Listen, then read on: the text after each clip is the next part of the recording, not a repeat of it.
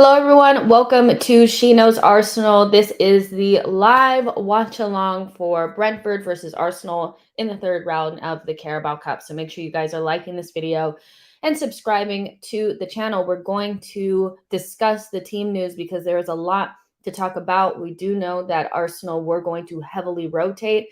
It was just a matter of how heavily rotated we were going to be. And yeah, I am excited to unpack that with you guys. Let me just let everybody know that we are live. I forgot to do that. But also in the chat, let me know how you guys are feeling ahead of this Carabao Cup game.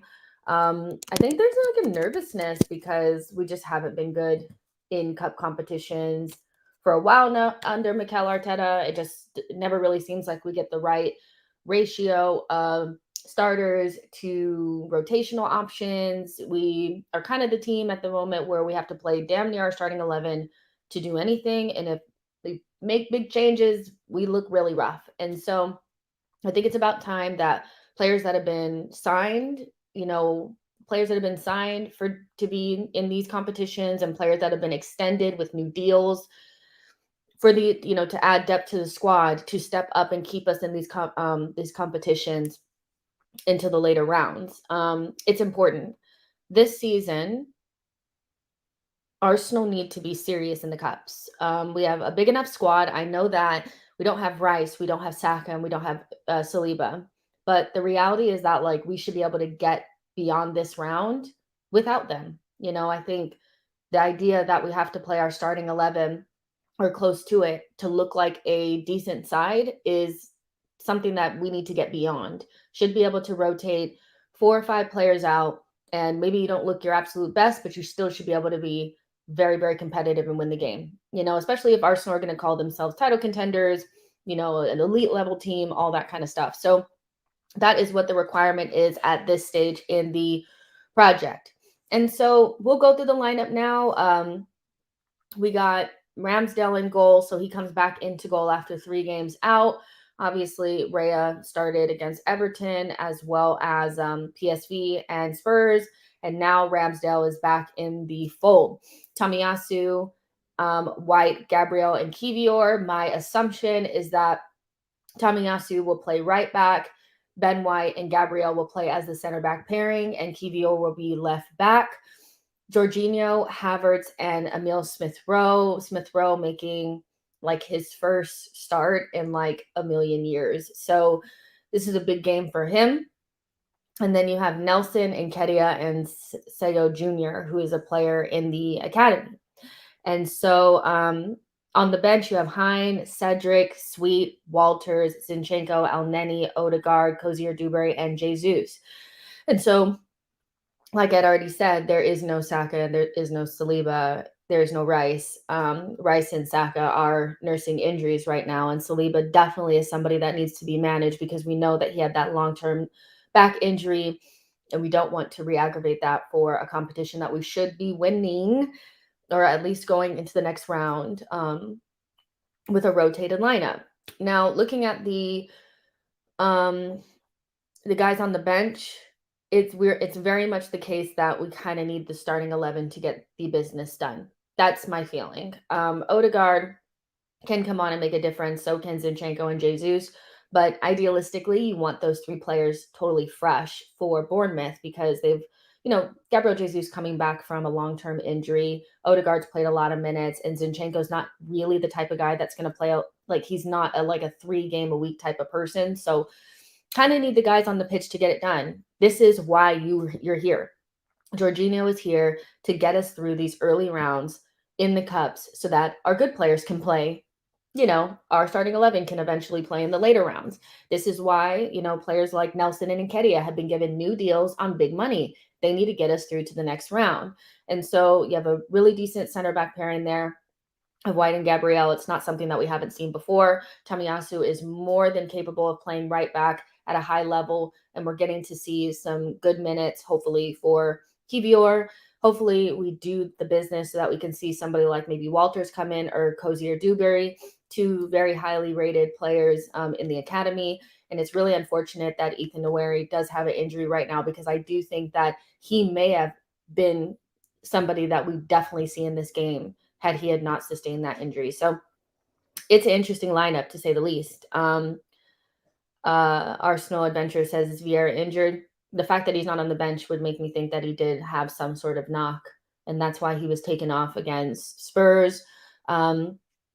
He looked like he was holding on to something. So it may just be the case that, they want to give him the rest, and we should feel confident enough to go with this team and make it through. Whereas DP says this team isn't good enough. Brentford are full strength. We still have to persevere beyond. Like, even if Brentford are full strength, like Brentford full strength and Arsenal rotated, like, I'm sorry, but I'm not buying that. I do think that often, like, if the only way that we can beat Brentford full strength is with our best 11, we're not as good as we think we are. Period, point blank. Nketiah is a starter in the Premier League. He started 5 out of our 6 games already. Nelson, more than good enough. He actually walks into Brentford's squad like he would start for Brentford on the wings. Smith Rowe played in the Premier League, very good player. Havertz, this is, both Havertz and Jorginho are both players that have played at a high level and also won the Champions League. You have Kivior, he's not necessarily like a scrub. Gabriel is a starter. White is a starter. Tomiyasu started for us for extended amount of time. And we have Ramsdale, like our old starting goalkeeper. So I'm not buying it. I can see it already that, it's already happening, that people are trying to make it seem as though Arsenal are going to it should be the case that we should struggle. We're probably not going to be as good as we would normally be, but I'm not really buying this idea that like we can't beat Brentford at full strength with a rotated lineup. If that is the case, we're not as good as we think we are. Period, point blank. What I do like is that we're pretty strong at the back. I think being strong at the back gives you a good platform for players that don't usually play together up top to kind of gel. I think that's definitely key for me. But like, this is Jorginho and Havertz. Like, as much as you may not rate them, they walk into Brentford's team, even their starters. I'm sorry, but like, I'm not really buying it at all. This team needs to get us to the next round. Period, point blank. Like, 100%. Let's take a look at Brentford's lineup. So Flecken, who has been very dodgy as of late,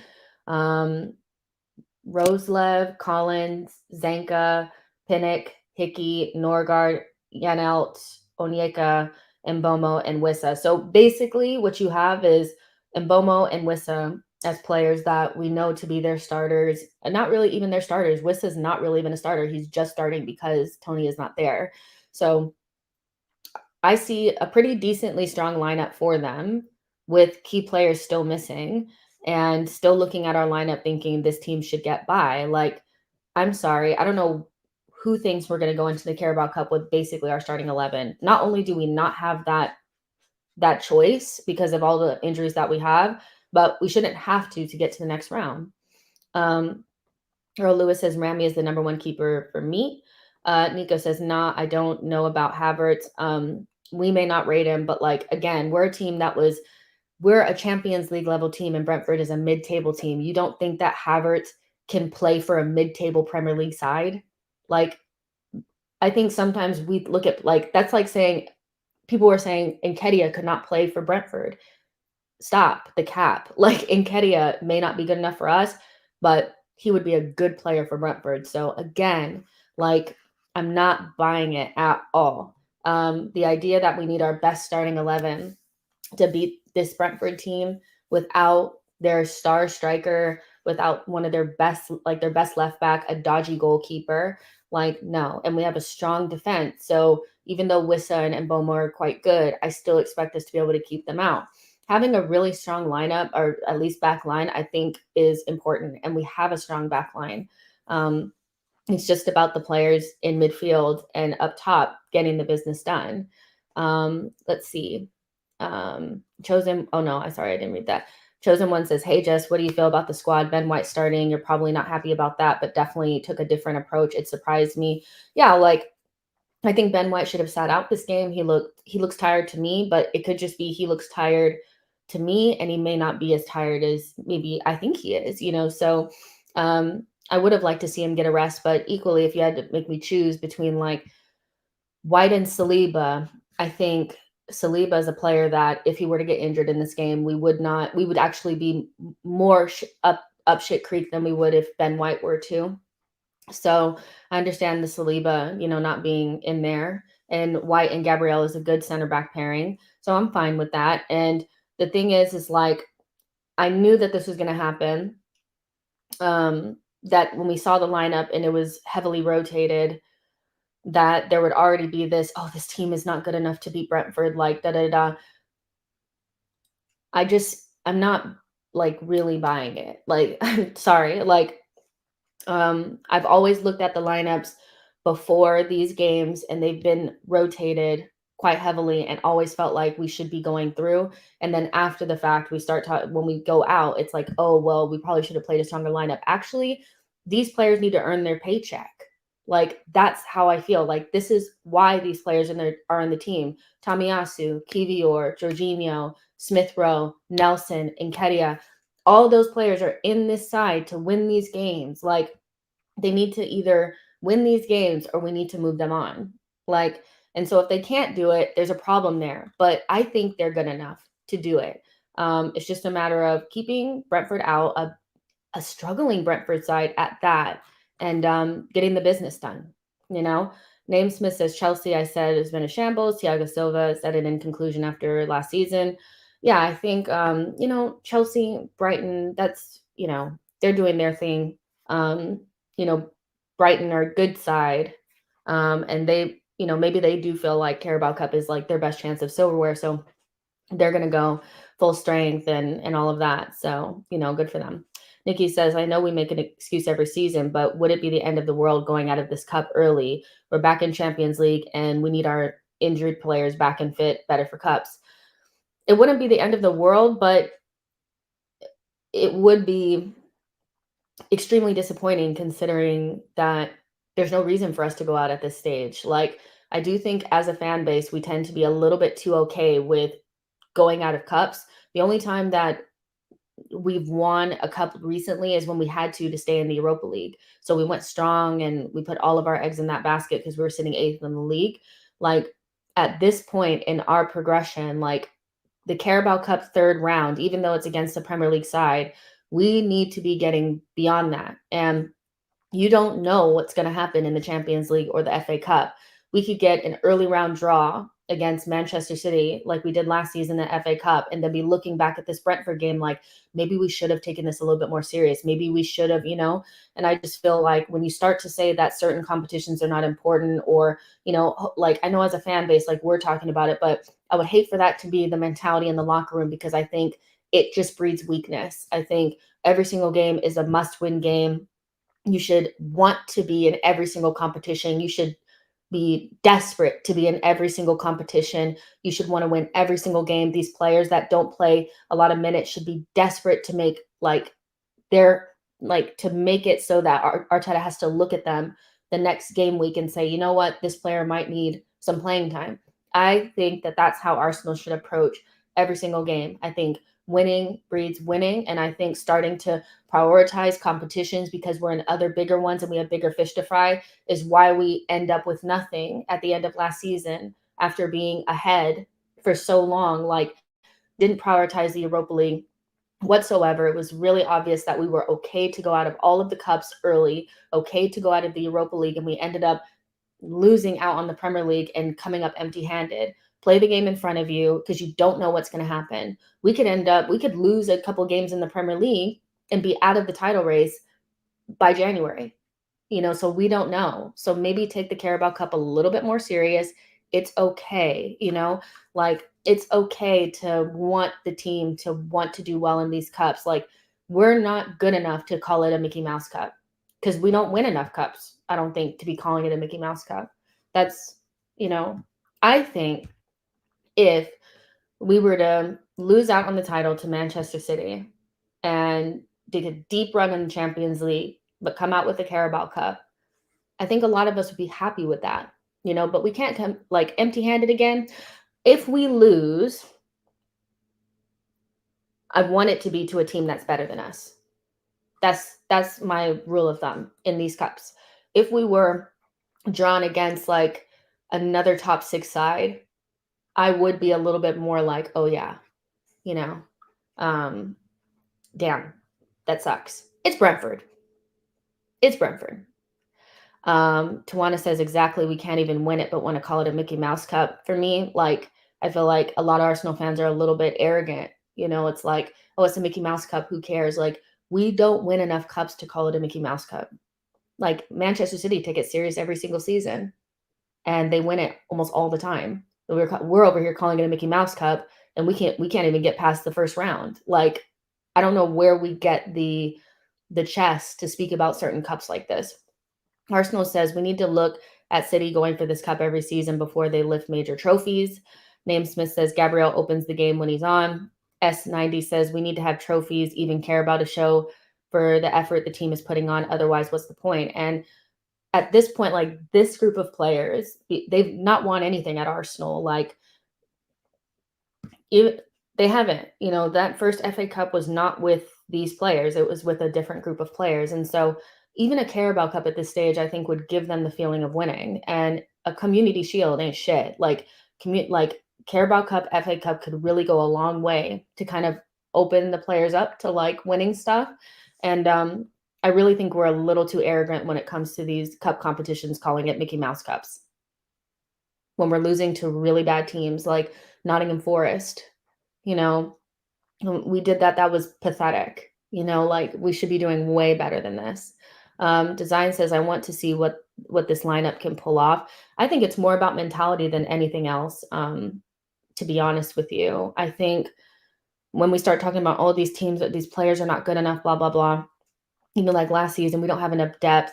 I just think the mentality is not good enough. I've seen worse teams do better than us because they just did it. They just wanted to win a little bit more. And so I'm just not buying this idea. Like I knew this was going to happen. Lineup comes out, no matter what the lineup was, unless it was our starting 11, people would start putting out that narrative of like, this team ain't good enough. This team is still better than what Brentford are putting out there. Now, if Brentford want it more than us, they will go through. They will go through. But if Arsenal want it, we know when we really want something, we win. We know it. We've seen it. And that was very evident by the way that we played in Europa League and the way that we played in the Premier League. So, go play. Like, come on. Tane says, I want to see ESR get some GA. Big game for him. Called out in the presser by Mikel Arteta, basically saying, everybody loves him and he's really popular. It's time for him to show that he can be an important player in this team. To be honest, I'm not a big fan of that, calling him out. As like, this is your time or whatever. Like, you don't have to do all that, because I do feel like it puts like this pressure on Emil. And then if he doesn't have the best game, then Arteta can kind of like justify shoving him on the shelf again.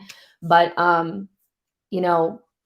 I think Emil Smith-Rowe can do the funniest thing today by going out there and being better than Havertz.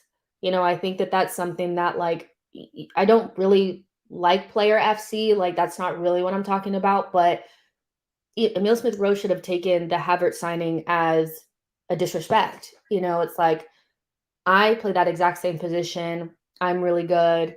I've been sitting around for a while. You spend 65 million on this guy. It's not really his position. He's starting. I'm going to make it so that you look silly for like not playing me. And Emil has an opportunity to make it abundantly clear that that is his position. It's wide open. Left center mid is not locked in at all. The fact that Mikel Arteta is already playing Vieira in that position after spending all that money on Kai Havertz and making this whole big thing about loving him, and he's already not in the starting 11 all the time. Yeah, like that position is wide the fuck open. So Emil has the opportunity to do the funniest thing. And I would love for him to do it, because like I have not been that convinced by Emil Smith-Rowe, but my friends are very convinced by him. I want to see the player that they see. and they talk about him like he is the bee's knees. And I do think that he's a good player. I'm just not always convinced that like he's got that next level. So he has the opportunity to do it today, and it wouldn't take much. All he has to do is get a goal or assist. Like it's just that it's that simple. Um, people started loving Vieira as soon as he did goals and assists, on Havertz's head top, so um it could happen, but I am excited, about seeing Emile Smith Rowe. And I think the way that things are set up, I would imagine that Havertz is on the right and Emile Smith Rowe is on the left. And, if Nelson is on the left, then, Emile and Nelson have a really good connection.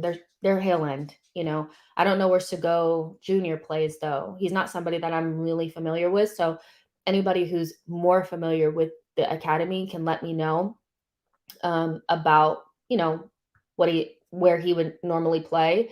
But I would love to see Emile on the left and Nelson on the left, or Emile on the right, Nelson on the right. I want them near each other because they can actually make things happen. In regards to Nketiah, he really needs to have like a much better game than he did against Spurs. I thought he was largely ineffective, and he looked frustrated, which I'm like, why are you frustrated? You're starting hella games for Arsenal Football Club. No reason to be frustrated. Hold on, you guys. I do need to take this super quick. Hello? Hi. Hello? Yes. No, actually, I'm like right in the middle of working. Can I call you back? Okay, thank you. Bye. So just like FYI, like my car, something is going on with my car. Like I went on a trip, and like this is just a short story. Sorry, you guys. I just have to tell you guys though.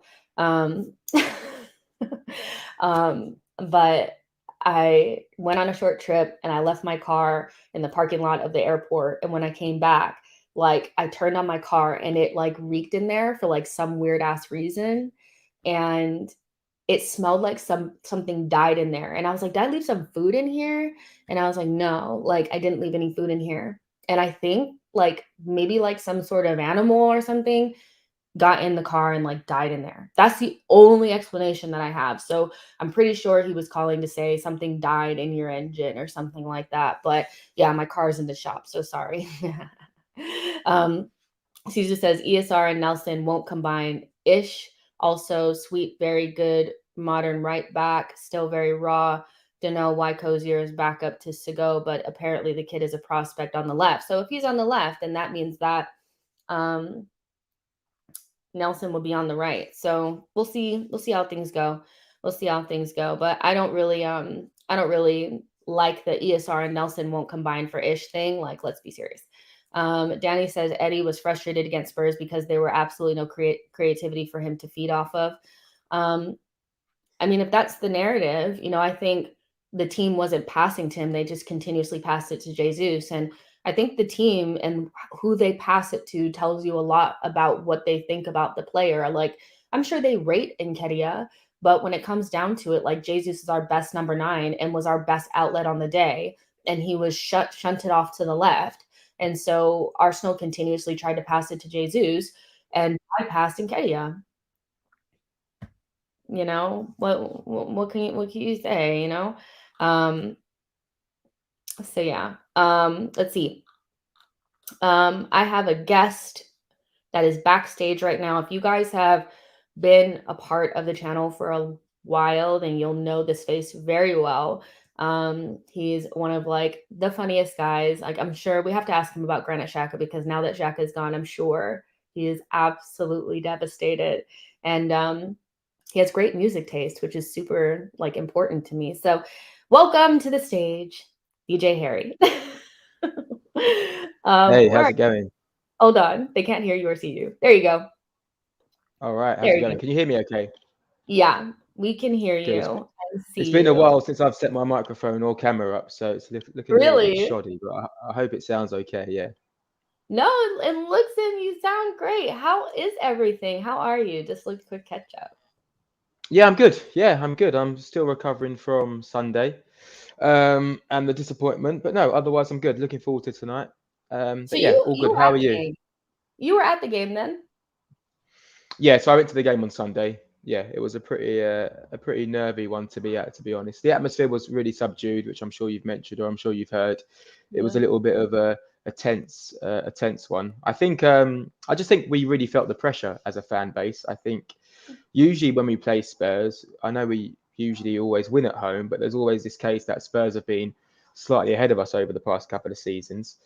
So we go into the game with a little bit of fear. Whereas this time, I think we were, expected to win in terms of we all thought we'd go there and put on a show.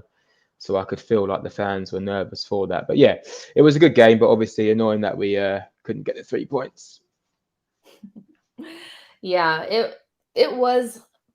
I guess like I wasn't because I was in the stadium and stuff like that, and like I was doing the watch along. So every time something was kind of about to happen, I already knew because the comments were like something happened, and so yeah. But it was really disappointing, and I can feel like I do think there's like a little bit of like it had we had won that game, I do think there would be a little bit more excitement about today, but there does feel like there's something there where it's like I feel like people are like on the edge of Yeah, something, panic or something. Don't you feel it? Like I feel like yeah, am I no, I agree.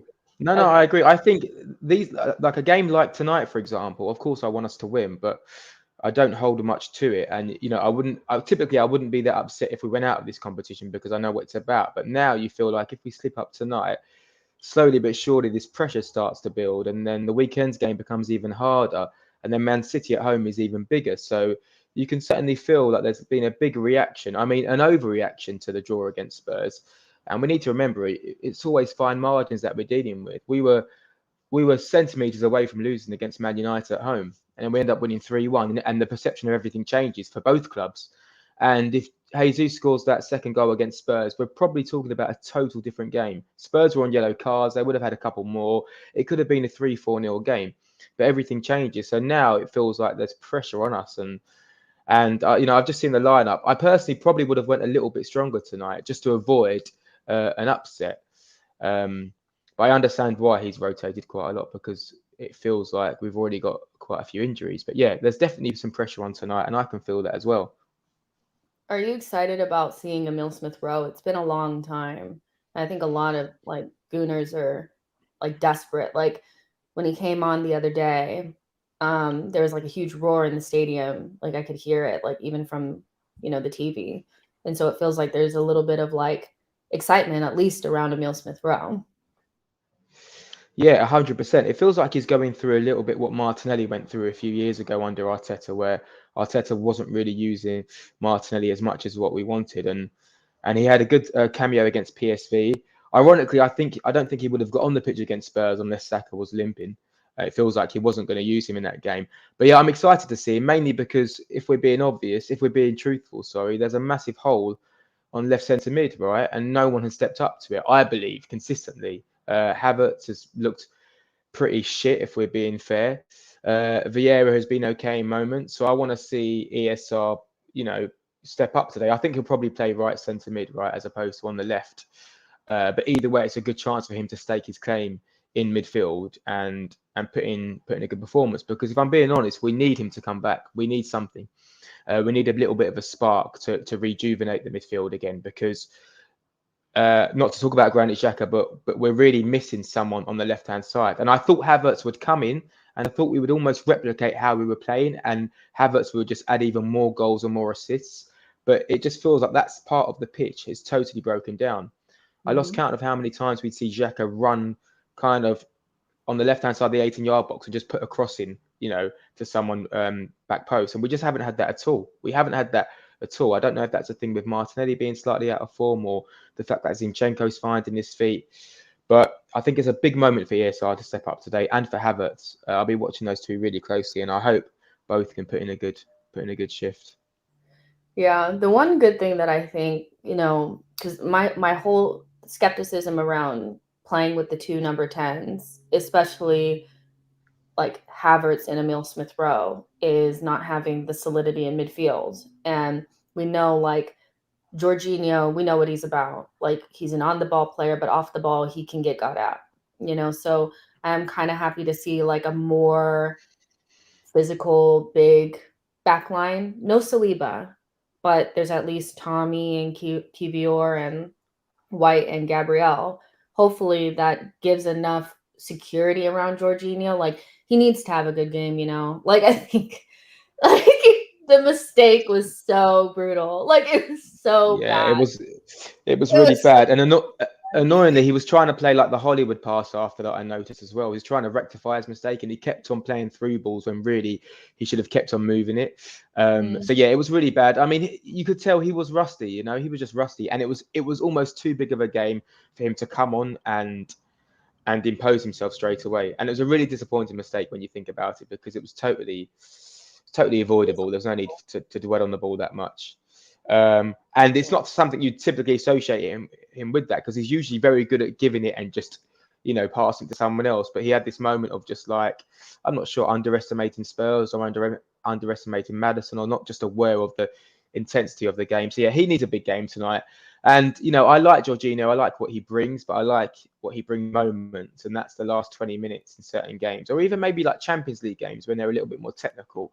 But in a Premier League game where that intensity is there, it's a bit of a tough ask. And I really hope Declan Rice comes back, or and Partey comes back, because we miss him. We really. It's funny, the way we ended that Spurs game. Not to keep going back, but when you looked at our team, what we finished with, you think, geez, this is a little bit all over the place. This is not a title winning team. This is not a team that's going to push Man City when you're finishing with all of those players on the pitch. So yeah, I mean, last year, ironically, against Spurs, or this year, it would have been a mixture of, Partey, Xhaka, and Ødegaard, and we finished the game with Jorginho, Havertz, and Vieira, or Jorginho, Havertz, and I can't remember who else was playing in midfield. But yeah, so Rowe or something. Like, basically, yeah, the midfield exactly. that we're starting off with now is the midfield that finished against Spurs, I think. So, Oh yeah, of some, course, yeah.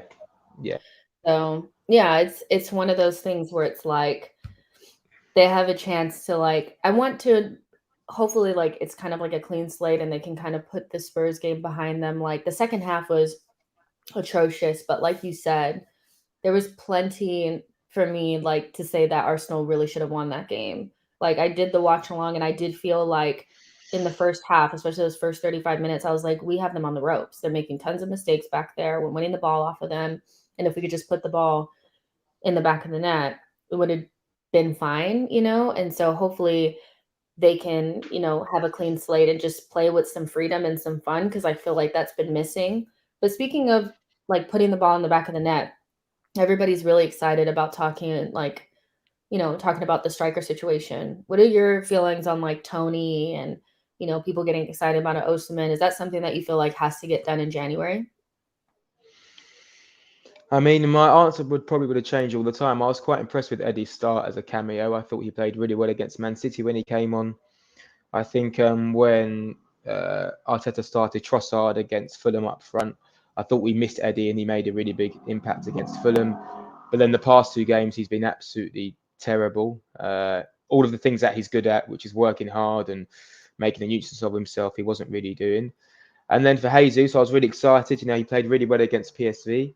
But then, he misses one chance and then suddenly there's a talk of a new striker. I wouldn't be against strengthening in January.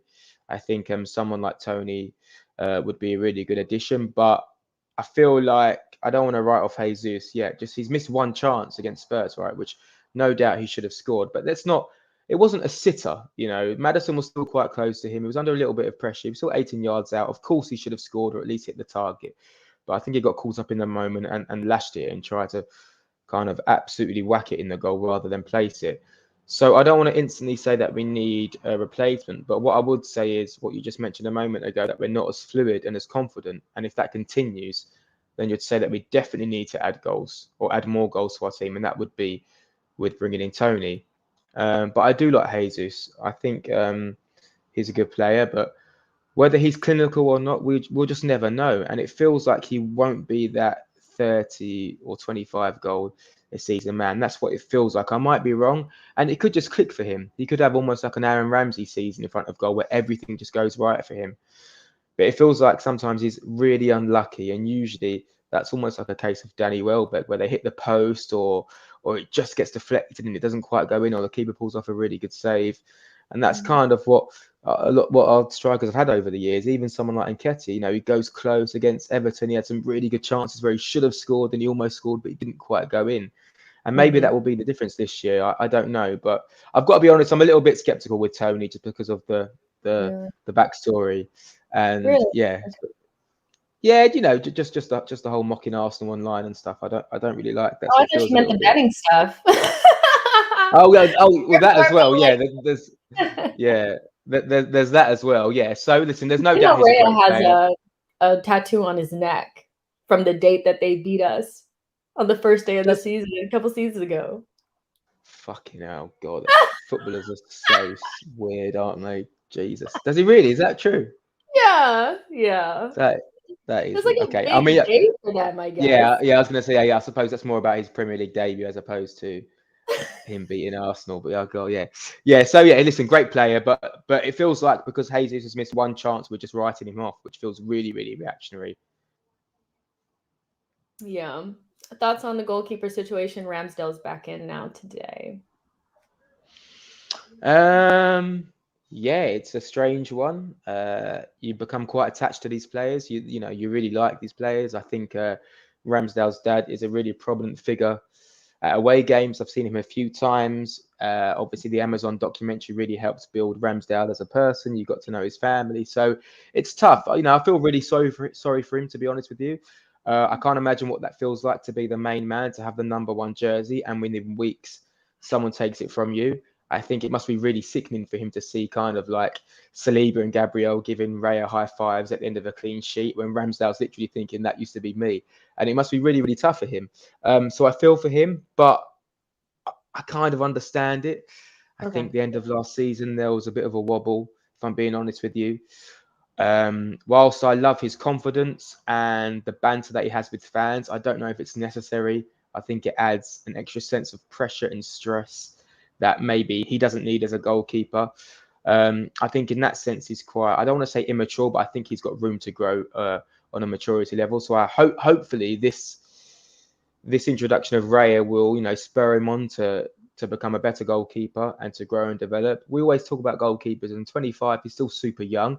So it'd be such a shame for him to leave at the end of this season when you know he's got so much room to grow. And I've got no doubt he would probably go to another top club. However, it's fine margins, right? And if you look at why we lost the league this season, there's a few particular games that you look at and you go, well, he could have done better there. And maybe that's what Arteta is doing, seeking perfection. But it is really harsh on Ramsdale. You can't deny that. But Ray does look like a good keeper, even though against Spurs, I don't think he was particularly impressive. I know his pass completion wasn't great, but I think just one thing on that, I think it's all about the area that he passes to, and a lot of his wayward passes were kind of out wide towards the touchline, towards the fullback, whereas sometimes Ramsdale's, you know, crazy passes were like in the centre of the field, and that's when we could see him Yeah. against Southampton and had a few moments. So yeah, I think Arteta was just looking at, you know, why we didn't win the league this year and how we can improve. But if we're being honest with you, you know, we're not going to challenge Man City unless we sort out this midfield issue. So we can improve it. We can improve the goalkeeper, but we're not scoring goals at the moment. We're not creating enough chances. So, I mean, Yeah. that's another issue there as well. But I do feel sorry for Ramsdale, and also what Carragher said the other day when the game was on was a total piss take as well. But Yeah. yeah, I feel like the goalkeeper situation in general is just I do think that like the media wants to fabricate an issue because crisis at Arsenal is very profitable. So as soon as they see Raya coming in, it's like there must be a problem with Ramsdale. Let's key in on that. And the moment that Raya came into the fold, it was going to be something. So I was already kind of prepared for it. I do mm, think that everybody like Rice coming in, Raya coming in, Timber coming in, and certain players leaving and certain players dropping to the bench is a clear indication, like you said, of who Arteta feels like not was the reason, but needed that position needed to be looked at in order for us to get to the next level. And I'm okay with that. Like I'm okay with Holding going and Timber coming in because that's the switch that we made. That's a huge upgrade. You know, unfortunately he's out with ACL, but Arsenal did the right thing there. You could look at the Partey Rice situation. I know it's like a touchy subject because people really love Partey. He's a very good player, but there is a little bit of margin I think you can go with that, especially due to his like injuries. Like he just is like, it's funny now because like Rice is injured, like our luck. But want somebody that's more available. And then the goalkeeper situation. So I'm kind of like, I'm okay with it. Like I expect Ramsdale to be disappointed. Like I don't think people coming out and saying, "Oh, he's really disappointed," is like front page news. Like why wouldn't he be? Like it's just so obvious, but it's something that I think the media wants to make it to something bigger. And because he's English, it's like there's extra mustard on it anyway. So Yeah, though I've got to say, I don't think Arteta's interviews have helped, to be honest with you. Talking about, my biggest regret is not bringing on a goalkeeper at the 75th minute, and why can't you have two first choice goalkeepers and all of this stuff. I think all of that just made it almost like a bigger show of it, where he should have just said, I want to give Rowe a go at number one. He's been training really well, and that's it. Rather than make it like this thing where we're going to suddenly see Ramsdale come on in the 90th minute, or we're going to see him try something different with goalkeepers and rotate, because it looks like he's not going to do that. So I feel like he just added fuel to the fire there, rather than just coming out and almost just trying to brush it under the carpet, as hard as that would have been. I feel like Arteta created this extra story that wasn't needed. yeah, no, I hear Yeah, that. I think it became unnecessarily messy.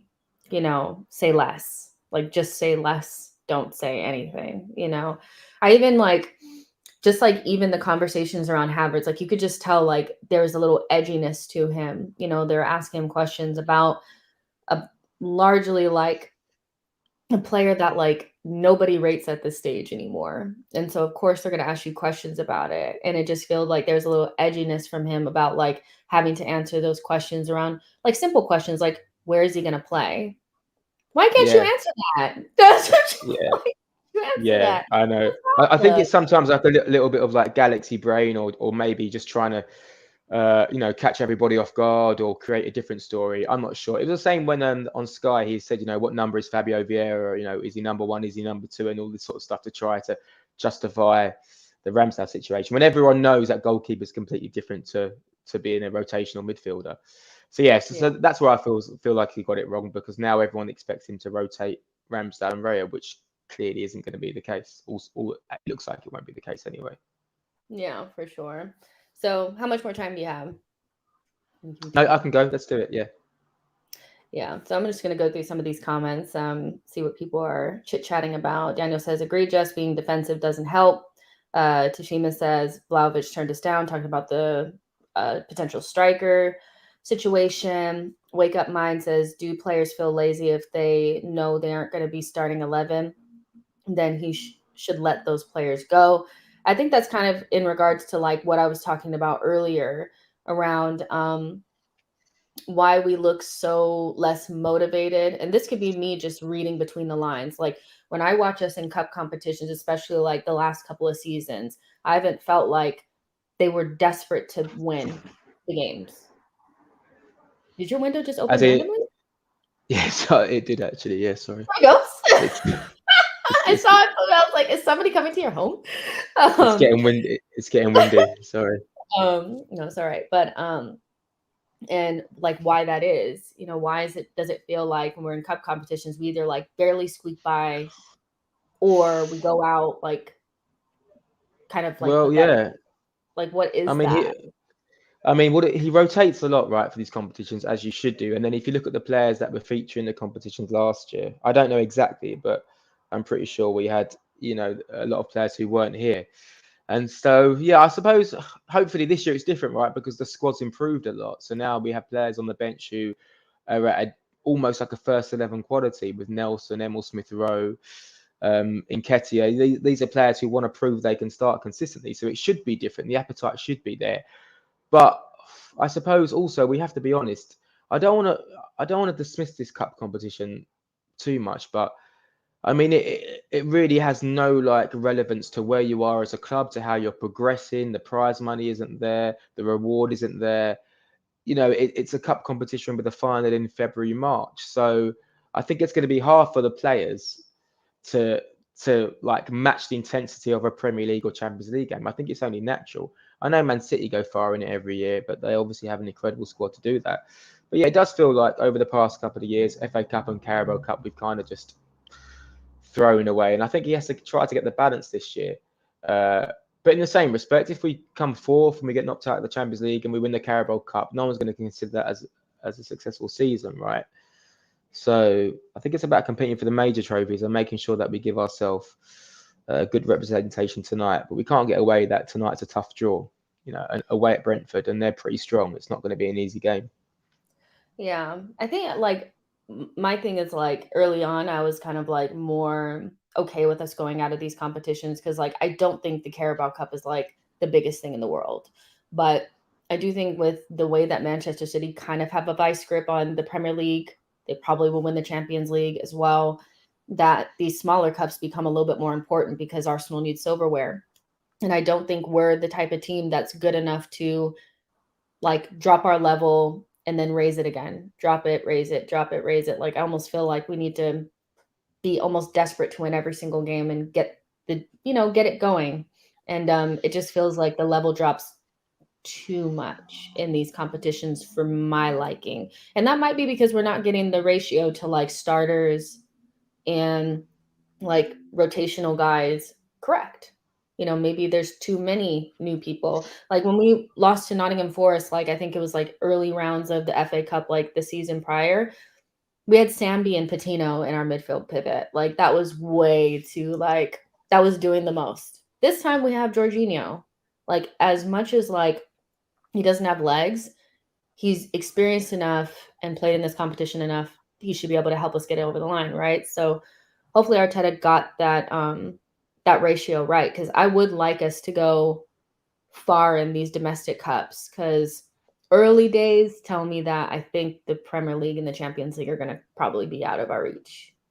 Just Well, yes. Well, here's the thing, right? If we're in a title, say, no, obviously you can't be in a title race in January, but if we are near Man City in come December, come January, and we have a two-legged Carabao Cup tie, or we have a Carabao Cup semi-final or quarter-final, and the squad's looking a little bit thin, then you have to say, well, of course, don't risk any players, right? Because this Carabao Cup isn't that important. Now, if we're fourth in January or fifth in January, then it changes the dynamic a little bit.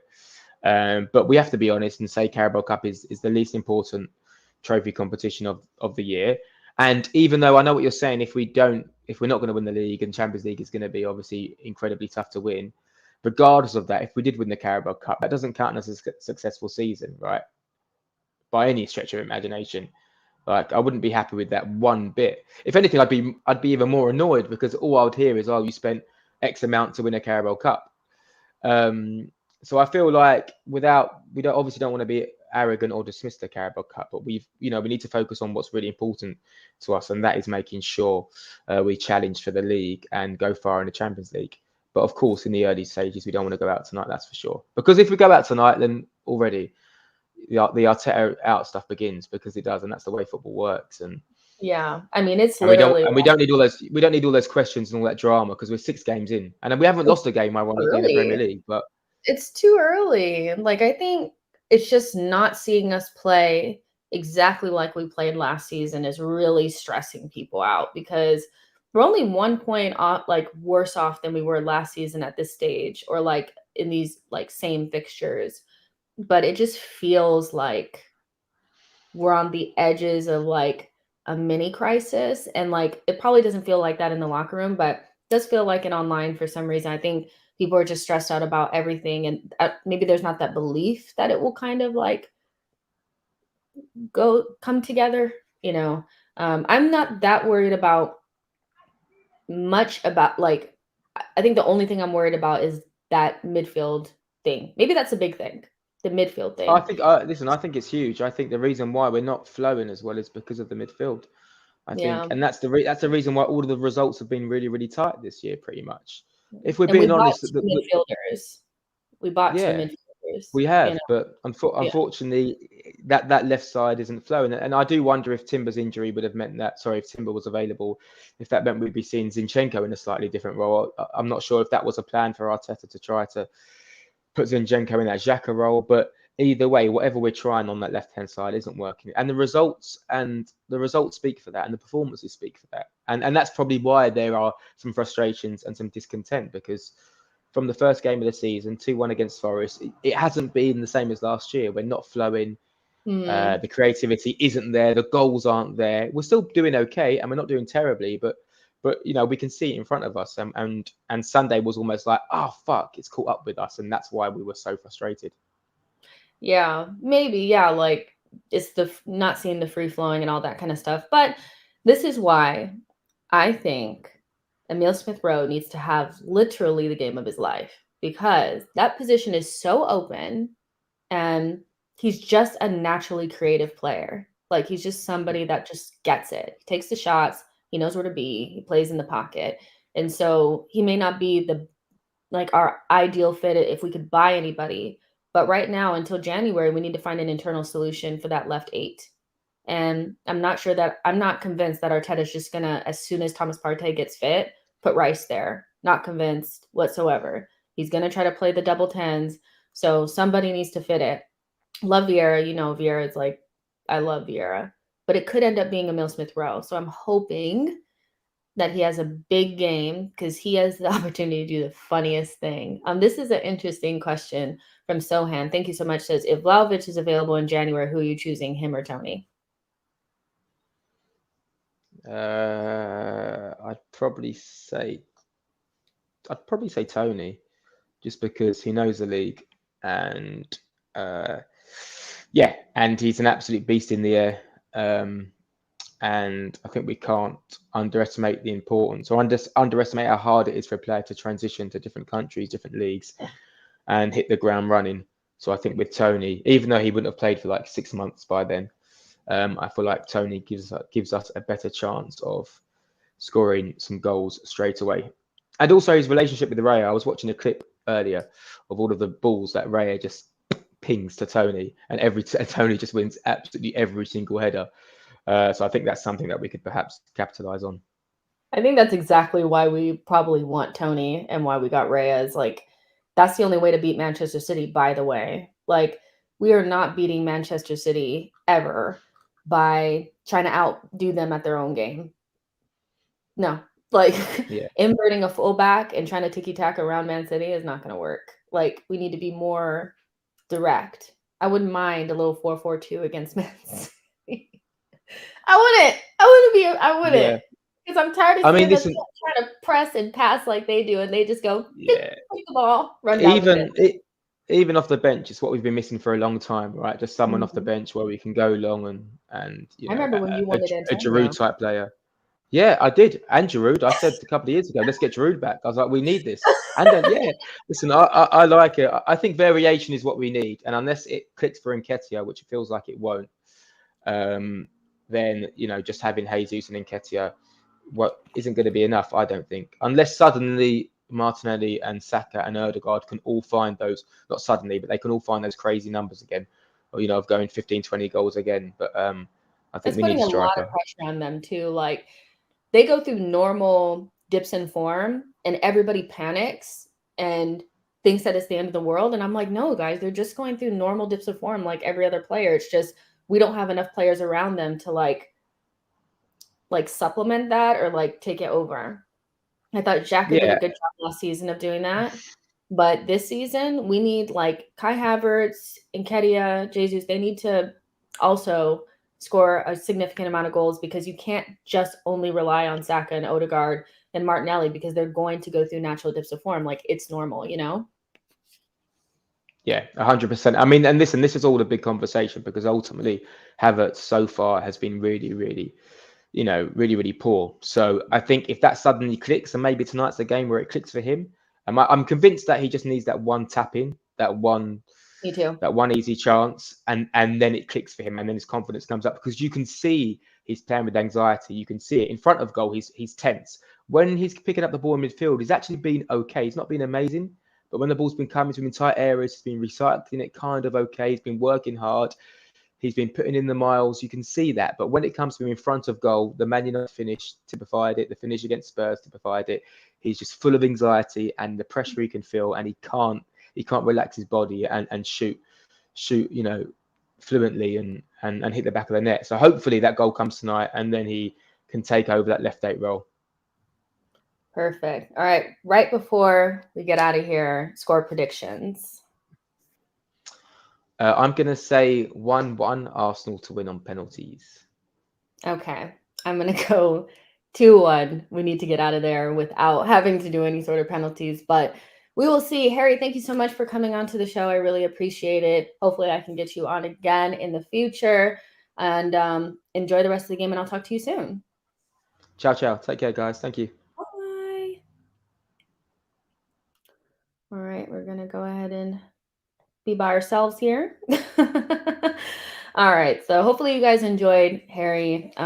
He's so funny and so good at, I don't know, he just has that great balance of like keeping it real, but also being like positive. And like, I love that about him. So yeah, but the game is about to begin. The guys are coming out on the pitch.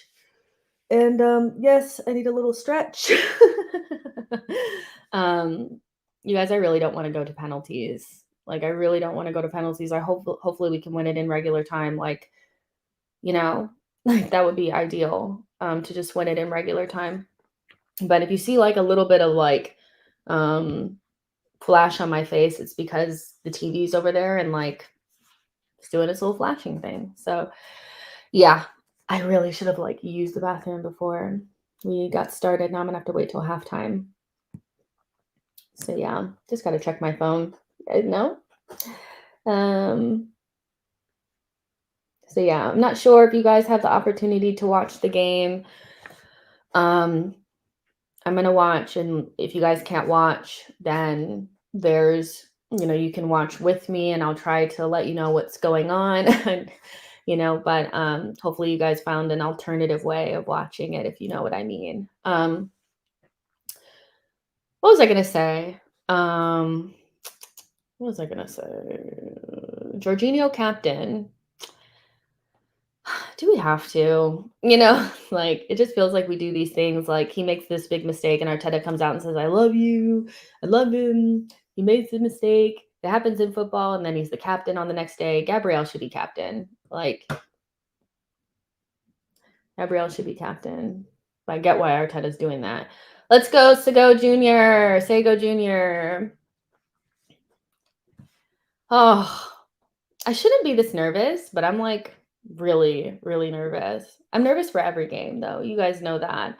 Let me go ahead and get the timer up because you guys know I'm really bad at the timer stuff.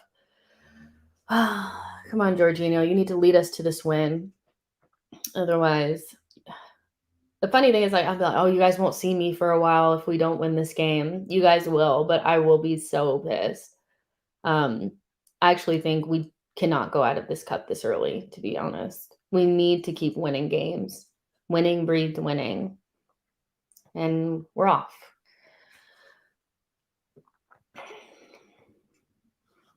All right. Let's go, Arsenal. All right. So they can just shove us down. Oh, that's not good. Are we in trouble here already? Okay. If we give up a goal really early, I'm going to be so pissed. Bella.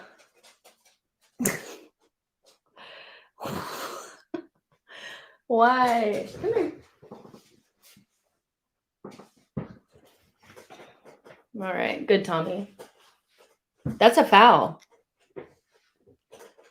You can tell it's going to be a super physical game. So we need to be ready for that. Because already I've seen 2 challenges that I think should have been fouls, and only one was called.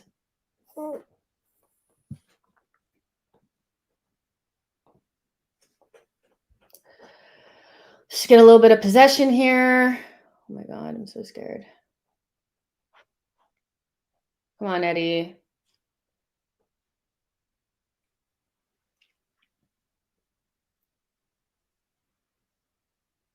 Is he off? Wasn't he off? Had to be. Yeah.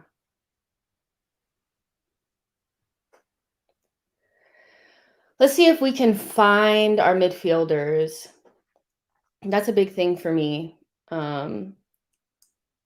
Just good. Damn. Come on! Good. A big thing for me today will be to see who is showing their feet, you know, who is showing their feet, who is not afraid to get on the ball, you know, between Emil Smith Rowe and Kai Havertz. Like, I don't want to see guys hiding and us bypassing our midfield and going long every time. I want to see confidence, real confidence. So far, Emil Smith Rowe on the right, Kai Havertz on the left. I think I would have wanted to see it the other way, but it's fine. Emil can play on either side. We know that. Just a little bit of possession here. And also, I took note of Tommy being the one at center back and Ben White being the right back. So, yeah, even though I thought it would be the other way around, it ended up with Ben White playing right back, which is cool. Been kind of wanting to see Tomiyasu at center back. So, good little bit of possession. Let's see if we can create a chance.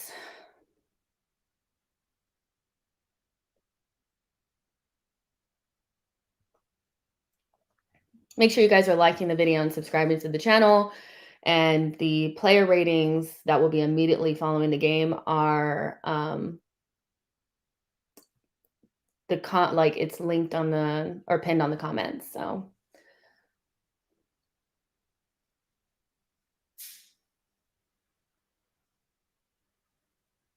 all right.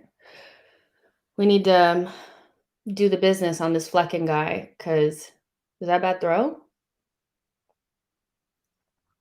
Oh no. We need to do the business on this Flecken guy. He's looked a little shaky in his like early games for Brentford. So yeah. Let's see. Ben White, wide position.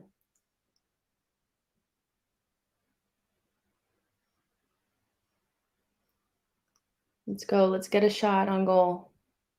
Let's try to create a chance.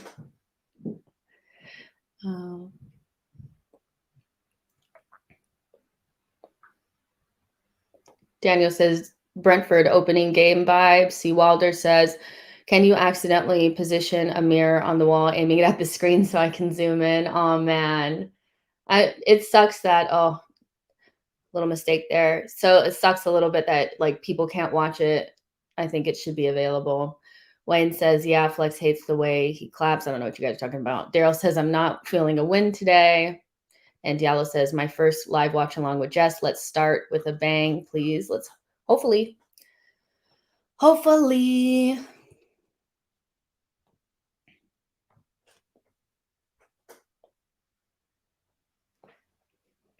Bella, come on, man. Calm down. My dog is on my lap. So if I'm looking down and talking to somebody, it's not because I've lost my mind. It's because she's right there.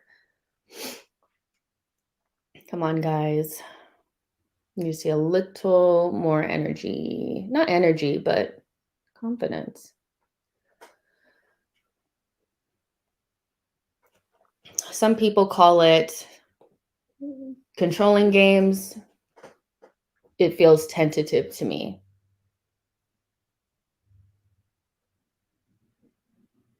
Like afraid to lose the ball. They got me wearing the away kit. My away kit has rice on the back. Actually, I don't know if I like it, the away kit. Like, I don't hate it as much as other people, but I'm not sure that I love it. Good. Oh, no. Come on, Kiwi. Look up before you pass, man.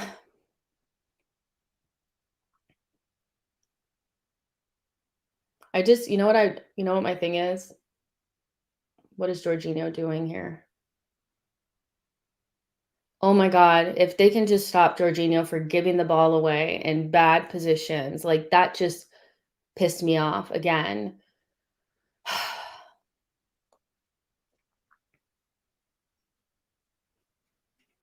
Cameras on him and shit. He just fools around with it in these weird positions. And we know he can't get away from anybody. He doesn't have that in his locker. Jesus. So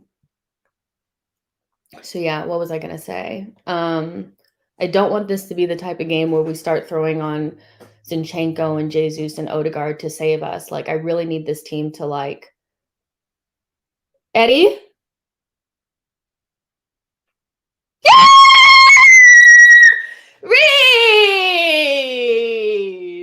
Reese! We punished them. We punished them for making the mistake. Finally. Oh, they made a mistake and we punished. Yes.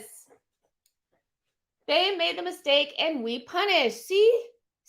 We never do that. I'm sorry, baby. Eddie kind of fucked that up a little bit, but they made the mistake. Nelson punished them. It is what it is. Now let's loosen our shoulders, let's relax. Let's play some footy, right? Let's play some footy. Okay. What? When I do the watch along, I scream and yell. You know that. All right, now let's not make a mistake right after concede. How about that? Look, Brentford are not confident right now. They're going through a little bit of a difficult patch. We have to take advantage of this.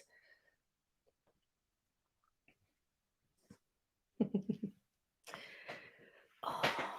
She's not feeling it. She wants me to stop watching this and go, like, play with her or something. She does not want to be a part of the watch along.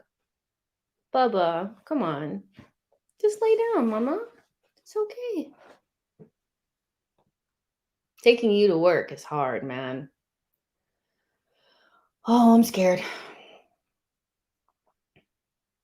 Okay. Tell me that went out. Good. Good. I did. I scared her. I did. Now she's like, what's going on here? What's going on here? Oh, man. Really, Bella? That's where you're gonna sit? All right. I need to do my work. God. Good little flick on there. Keep it, Eddie. Good job, Reese Piece. Go on, Reese Piece.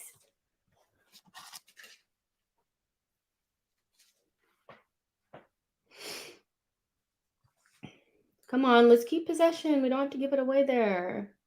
Good. Bring it down. Now pass to us. Good. Come on.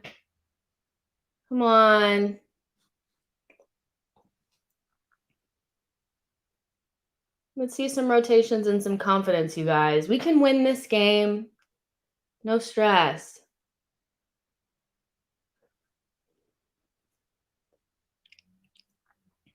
Hello.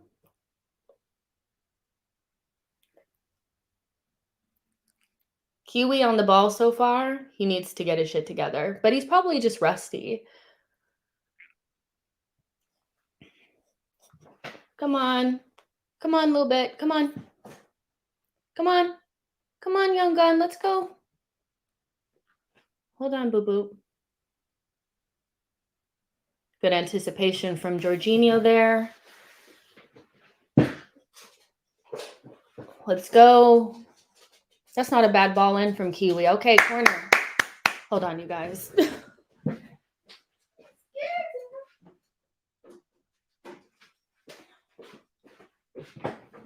I'm here. Sorry.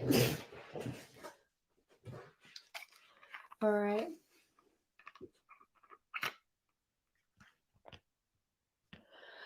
Get a second one. Put the game out of reach. Let's go.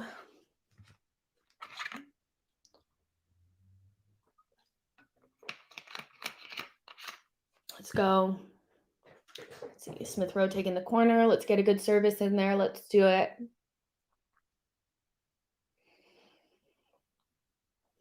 Come on, Emil. Oh, missed the ball.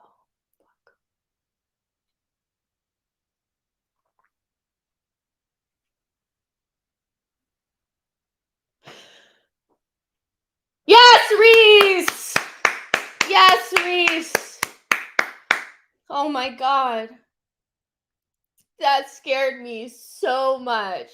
My word. I don't know if you guys noticed this, but we are very susceptible to this from our offensive corners because we take all of our big guys back, like we take all of our big guys and put them up front, and that was really good from Reese because they could have easily scored there. We need to be really, really careful. But something is like our corners, when we just put it into the box, we're not dangerous enough, you know. We're not dangerous enough. I don't see guys attacking the ball and making it difficult the way that people do for us.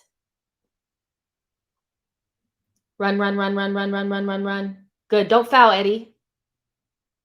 Fuck's sake. Why is he fouling? Let's see. Matt G says, I'd love Havertz to get a goal tonight. I'd love him to get a goal at any point. Like even an assist. Like he just needs something. He just needs something.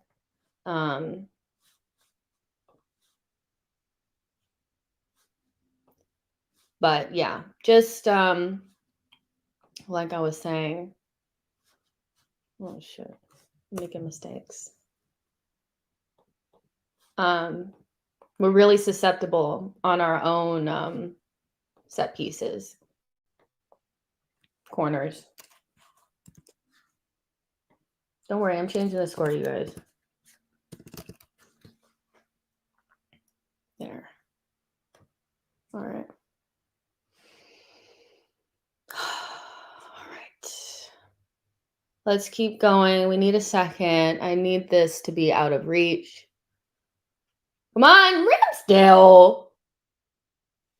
Just kick it out. I'm not good at watching us pass out from the back. It's really scary. It's so scary.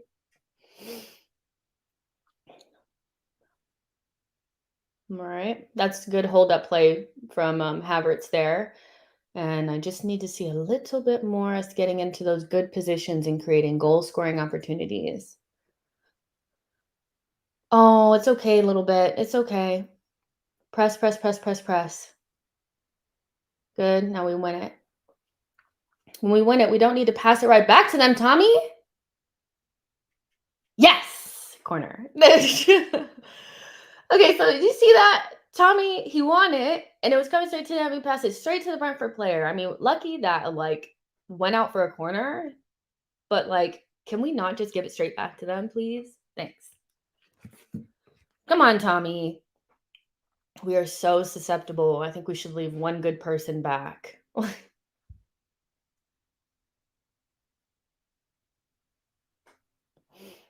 Somebody get your head on it. We haven't had one of those in a long time. I feel like the last time we scored Eddie fouls so much. The last time that we scored a headed goal, like straight off of a corner, was like maybe Saliba in the Europa League against Sporting. I think it was that long ago. We used to do that. I don't know what happened. We don't do it anymore. So yeah. But so far, like, I don't know what it is, but like I think sometimes Eddie just fouls and like it's annoying because sometimes they're not even in like positions to hurt us. So like don't foul. You know? Okay, let's see. Let's win the second ball here. Good, Tommy. Now,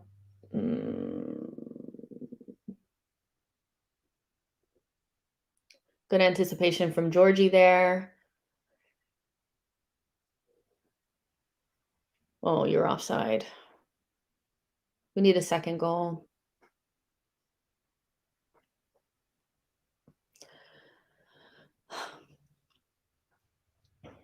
We're not playing bad at all. Like, I just feel like we're a little tentative still. Like we have been all season, like in terms of like really turning the screw. Fuck me. The passing from the back is scary. Fuck. I don't want Ramsdale passing it to Jorginho there. Period, boo. I don't want it. That's good playing out from the back, though. I don't want it because it scares me. Hoof it, man. No, I'm just kidding. Okay, Havertz, don't be casual, man. Come on.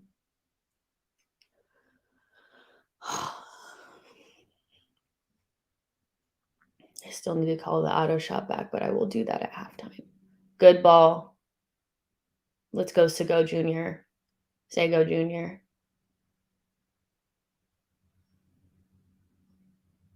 Good. That's not a foul. He won the ball. It's not even a fucking foul. That's not a foul. Show me. That was not a foul. Period. Period. That's not a foul. Sorry.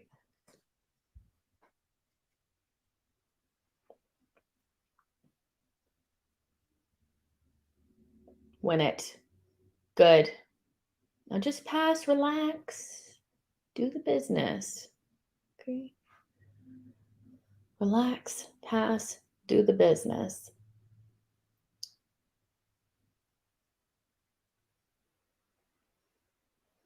I can't breathe. Watching Arsenal is tough, man. It's a tough job. Y'all know. It's passing around is scaring me, y'all. Good ball from Tommy. That's a good idea. That's a good idea from Tommy. There's nothing wrong with that ball in behind. Looking for Emil Smith Rowe. So far, we've been okay. We've been all right. Roar says 1-0 to the Arsenal. Tawana says Eddie head isn't straight. Something isn't right with Skipster says big up to Halen front row. Smart Cookie says ESR take the corner. Chosen One says Jess Arteta in the building. Tawana says I don't trust Ramsdale when the ball gives me anxiety. Yeah, I'm just every time they pass it around at the back, I am holding my breath, you know. Especially like Ramsdale, Jorginho. Not for me. No, ma'am. No, ma'am, Pam. Not for me. Oh. Oh, man. Come on.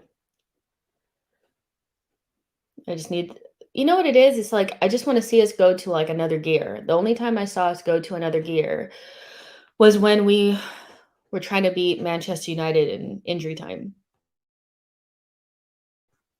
And when we were trying to score the a goal at 1-1 against Fulham. I need to see us like really turn the screw. We're 1-0 up. That was really poor from Ben, but he made the block in the end. Really poor. But I want to see us turn the screw a little bit more. That was a good block, but that was like really poor.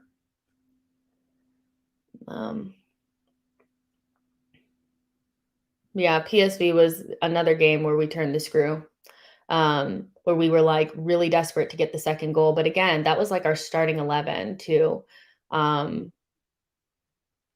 was our starting 11 basically. And Jesus through the middle. We're just, I feel like we're having a hard time like creating consistent chances and pressure. Sego Jr., like not as like necessarily like the way he's playing, but like the way he's like kind of running and stuff. He reminds me a little bit of Pepe. Like watch him. He looks a little bit like Pepe, like when he's just running around. Not like when he's getting on the ball, but like when he's running around. He reminds me a little bit of Pepe. Oh, it's raining hard. Chuck says, I love Eddie Nketiah. He's my GOAT. Fair enough. Tawana says, we haven't scored more than 2 goals ever since. And Tawana is laughing. Yeah, like that's the thing. It's, you know, we know when we're turning the screw and when we have them on the ropes. We haven't really done that consistently.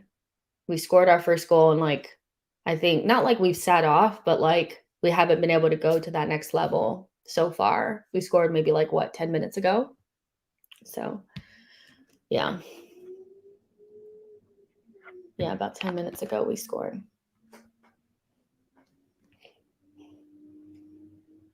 Next level. Come on.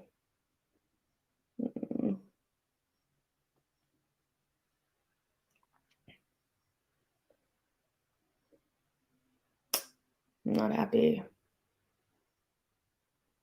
Don't foul or anything. Good defending. Oh, fuck. Come on, you guys. Just get the second goal, man.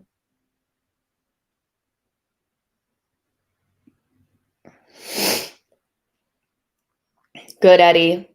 Good, Eddie. Touch it, Sago. Yes, Sago! That's it. That's it. Hard work. Hard work from Eddie and Sago Jr. there. I like that shit.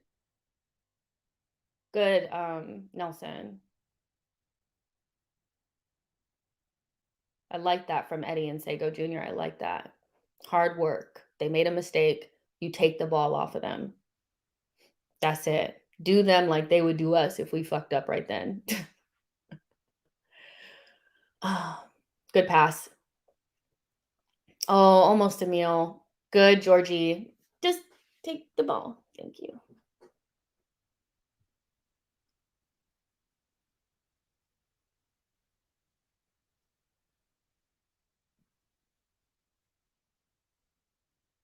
I can't breathe. That was almost good from Nelson as well. This is where we should be turning the screw. Put them in difficult situations. Make them defend. Don't make a mistake. Don't make a mistake. Trust me. They will make a mistake. Turn the screw. Make them have to defend some of those through balls. Like Jorginho, he's good at that, like threading the needle. Those are hard to defend when players are moving. We need more of that, more movement. Nelson so far is having a good game. Like even without the goal, he's playing well, I think.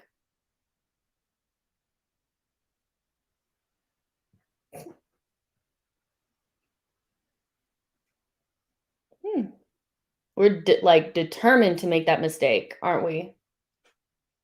Come on, Tommy. Come on.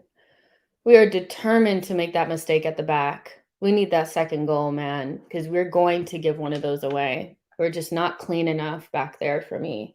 Passing the ball into Jorginho, fuck. Not me. Not me. You're alone, Sago. Oh, it's all right.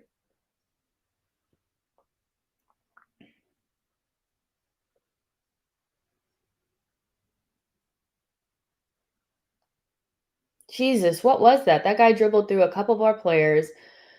Gabriel decided to actually defend and get the ball. Like players be just dribbling through us sometimes. Sometimes we dive in. I actually want to see that again because I thought that was really poor. Like Gabriel obviously makes the intervention, but I don't like when one player dribbles through 3 or 4 of our guys and they just stick their leg out. Not a fan. Dangling the leg out? No. Let's see what you guys are saying.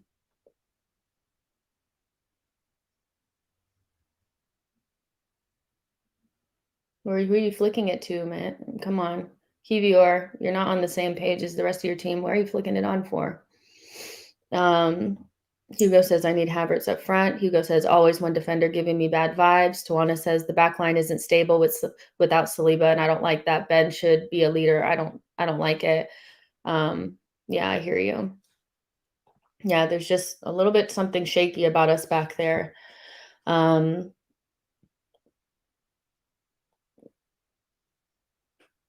And the thing is, it's not always our defending. It's when we're playing out from the back or passing from the back. We love to give them a little treat here and there. I'm not, but yeah, just dangling the leg out and not properly defending pisses me off. Okay, let's see what Gabriel does here. Good defending, and that was a foul.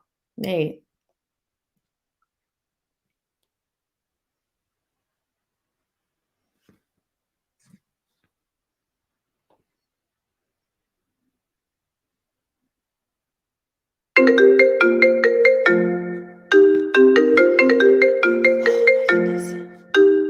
Sorry, guys, I have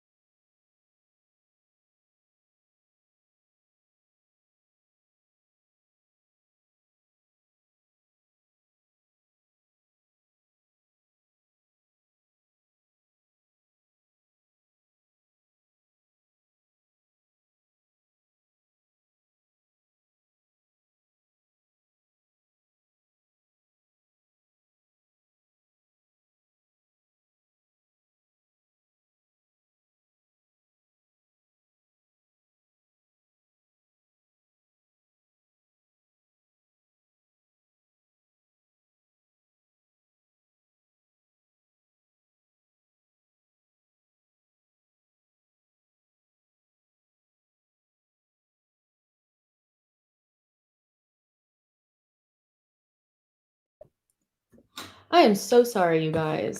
I am so sorry. I was trying to get off the phone. I really was. It was an important call. Like, I needed to take it because they kept calling, but, like, I am so sorry, you guys. All right, you guys, let's go. Let's go. Let's go. Let's go. Let's get that second goal. Damn. See, that's decent buildup, but it needs to become like a chance. Slowing it down too much, Kiwi. Kiwi are standing on the ball. I don't know. I need to see more from him. I know he's rusty. He hasn't played at all this season, so there's not much he can really do. He's still learning how to play the left back, but, he needs to move the ball a little bit quicker, be a little bit cleaner. I'm so sorry, you guys. I feel really bad about being gone that long. I'm sorry. But yeah, it's just like I was telling you guys before the watch along, it's just my car. And exactly what I said. Shoot! Oh, Emil should fucking score. That's brilliant, but he should score. He should score. Emil, you gotta put that away, baby. Come on. Gotta put that away, man. Um, he's gotta put that away. Um, Saying Smith Rowe looks good. He does look good. Hugo says Kai is having good touches and good movement. We're building up well. We have to put this team away. Yes, everything is okay. Like I told you guys before the watch along started, I knew it when I turned on my car after I left it out at the airport, and that smell was coming through. That's an awful throw in. The smell was coming through the vents. I knew something had died, had crawled up and died. In my engine area, So they found the critter. So problem solved. We definitely need the second goal, you guys. I'm getting a little bit edgy because it's just one goal. We know that they're going to get one. So somehow we'll fuck it up. So we need the second. So far, who have you been most impressed by? Who have you been most impressed by in the first half so far? I would say probably Reese has been, he scores the goal, but he also had a really good defensive intervention, worked really hard. Been really impressed with him so far. Emil, he's growing into it. Pass it through to him. Good, Emil. That's a great run. Come on!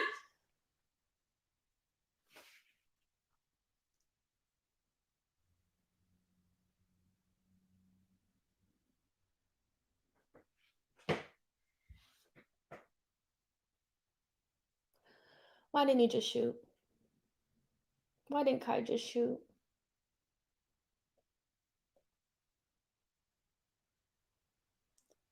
I like that Gabrielle was safe there.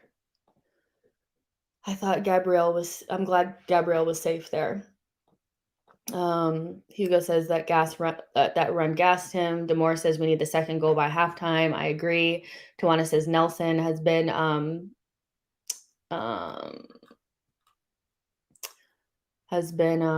most impressive. Kai, no.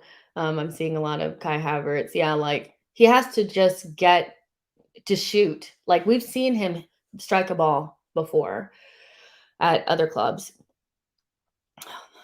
So we know he can do it. He just needs to back himself to do it. I think that should be a goal, But Emil also should score. So I want to be fair there and say both of them should score their chances. So yeah. Oh, come on, Kai. Whew, we're lucky. That could have been 1-1.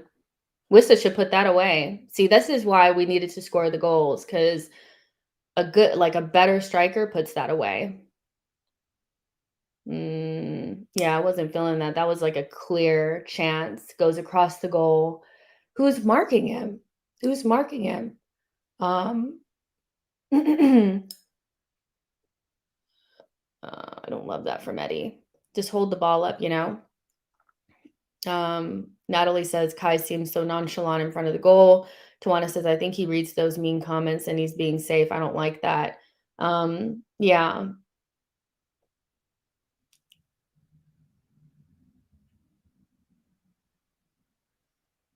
Show me. I can't see. Oh, Reese is working really hard. Um, Reese is working really hard out there defensively. He's doing a really good job. Um, but yeah, Kai, I don't want to say just ignore the comments, because I know that it's easier said than done. When everybody is talking about you, calling you 007, you've been the main topic of conversation since the moment that we signed him. He's not getting a moment's peace, but but he's in front of the goal. He needs to back himself because he has the quality to put the ball in the back of the net. Um, we're not asking you to be a striker. We're asking you to be an attacking mid. You have all the tools to do it. Just do it. You got it.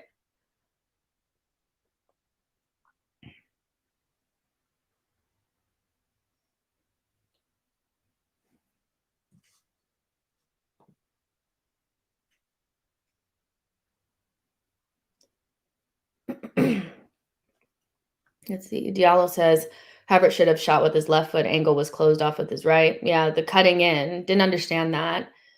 But yeah, Tawana says in our team, I think Kai has this thing to just disappear into spaces and the opponent don't track him so he can move freely. But the thing is, in front of goal is where he falls short. Exactly. It's a good analysis. I think you're spot on there. That's good. By Jorginho. I think the only person that's probably struggled in this half is Kivior. But he's also played like the least amount of minutes since the season has started.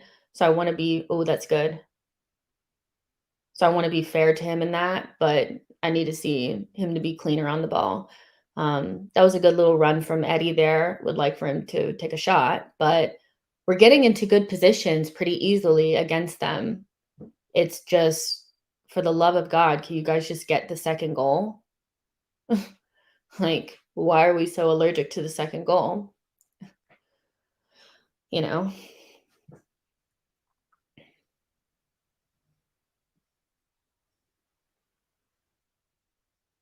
Good. Second goal needed, y'all. Come on.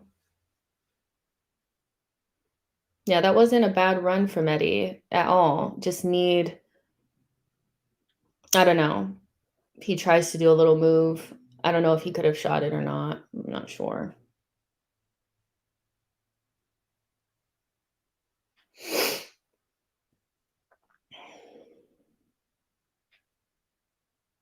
You know what I would love to see? Like watching Jorginho right now and seeing how he's finding those little pockets of space.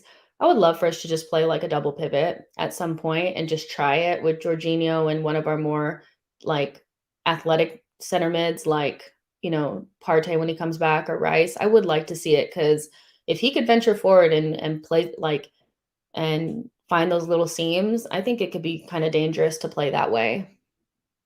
I think it could be kind of dangerous to play that way at some point. Um, I would love to see it. As the little dagger balls that he's finding, the only problem that you have with Jorginho is just as a lone six, if the spaces get wide, he gets exposed. That's it. But if he has somebody like Rice or Partey next to him, it could work. It could work.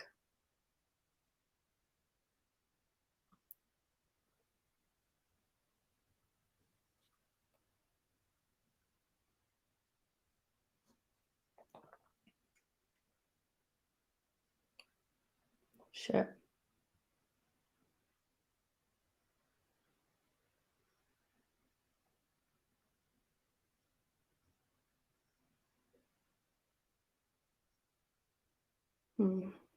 Yeah.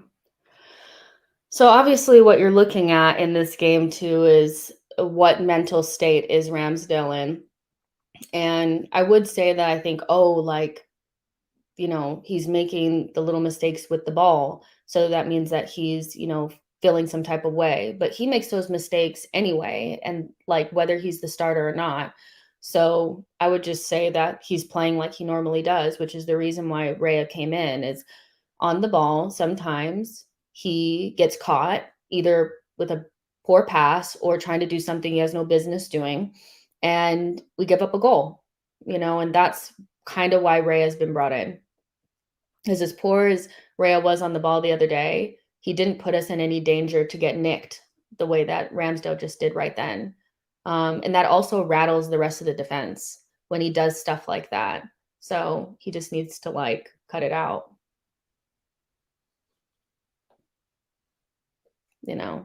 I didn't even flinch because I'm so used to him doing that kind of stuff. They will get caught at some point. Diallo says this Brentford backline is atrocious. Simple combinations getting us in so easily. We need composure in the box. I agree. Tawana says Ramsdale is rash, isn't composed, and the defense doesn't trust him. Our best 11 was that Community Shield. How I missed it. I missed Timber. I missed Timber a lot. Okay, so Jorginho or White just got a yellow card for what? Time wasting. Dat says, I'm more worried about Ramsdale getting beat in post and dip from halfway line. Yeah, I mean, there's just a couple of things. It's any shot low into the corners is pretty much a guaranteed goal against Ramsdale because he doesn't get low enough. And passing out from the back and making mistakes. Yeah.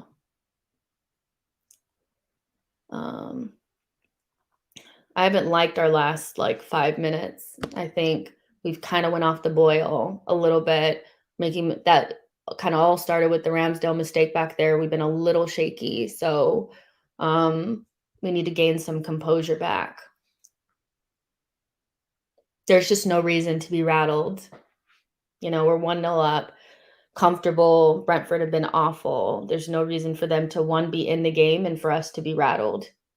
This is the difference between us and Manchester City is all it takes is one little mistake on the ball or rattled. We don't put teams away. We let really bad teams stay in the game. This is a really bad Brentford, and they're still in the game.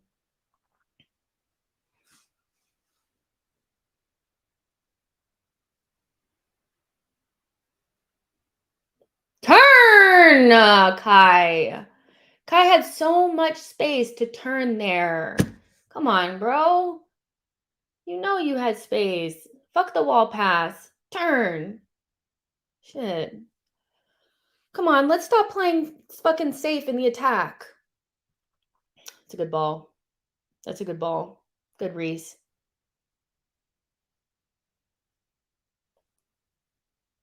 Come on. Get it, Eddie.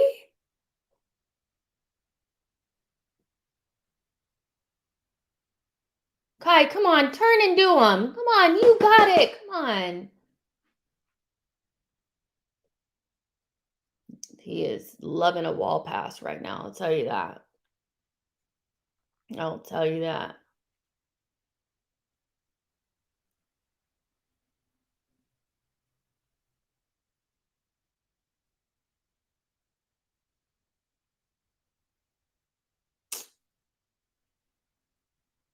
I'm a little disappointed by that.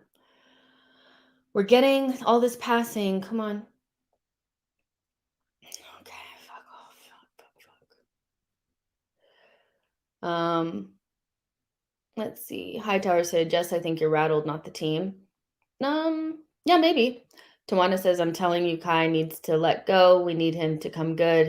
He can be good. He has potential. Carl says, we have done nothing all game. This game is pedestrian. I want to see the young kid get more opportunities on the ball. Time after time, he is hugging the touchline, and Ben chooses to go inside. No, I mean, I wouldn't say we've done absolutely nothing. I think that's a little over the top. But we just haven't been clean in the final third. This should be a goal. Oh, Eddie, fuck.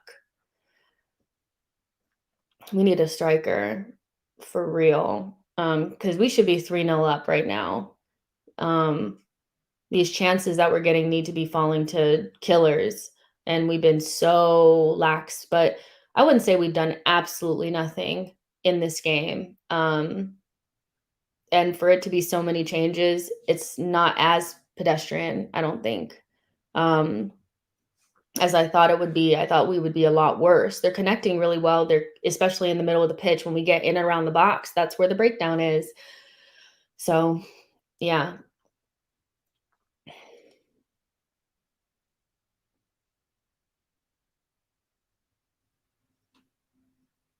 But Brentford still being in this game is all because of us. Nothing that they've done.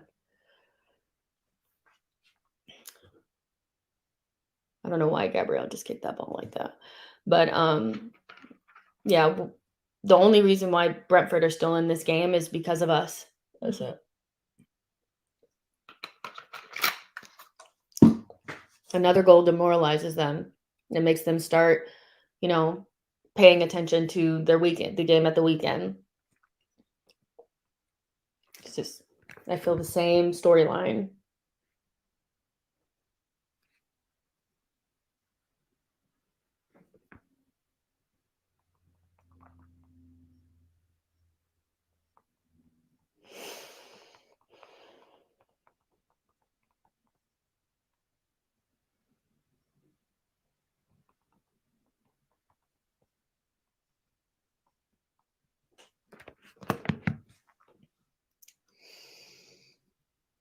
Mm.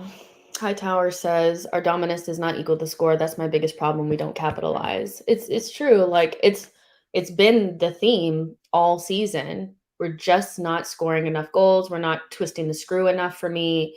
Like it just doesn't make any sense. Why we can't seem to put teams away. We've been in such good positions. Like right now, Kivior has the ball. Don't lose it. I don't know why you just lost it there. He's actually having a pretty bad half, Kivior. I'm not sure.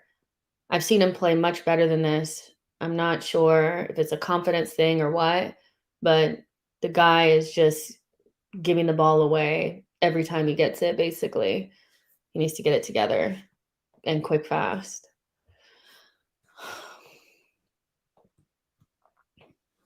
Very disappointed about the fact that we're not a couple goals up. That is very disappointing based on how we've played.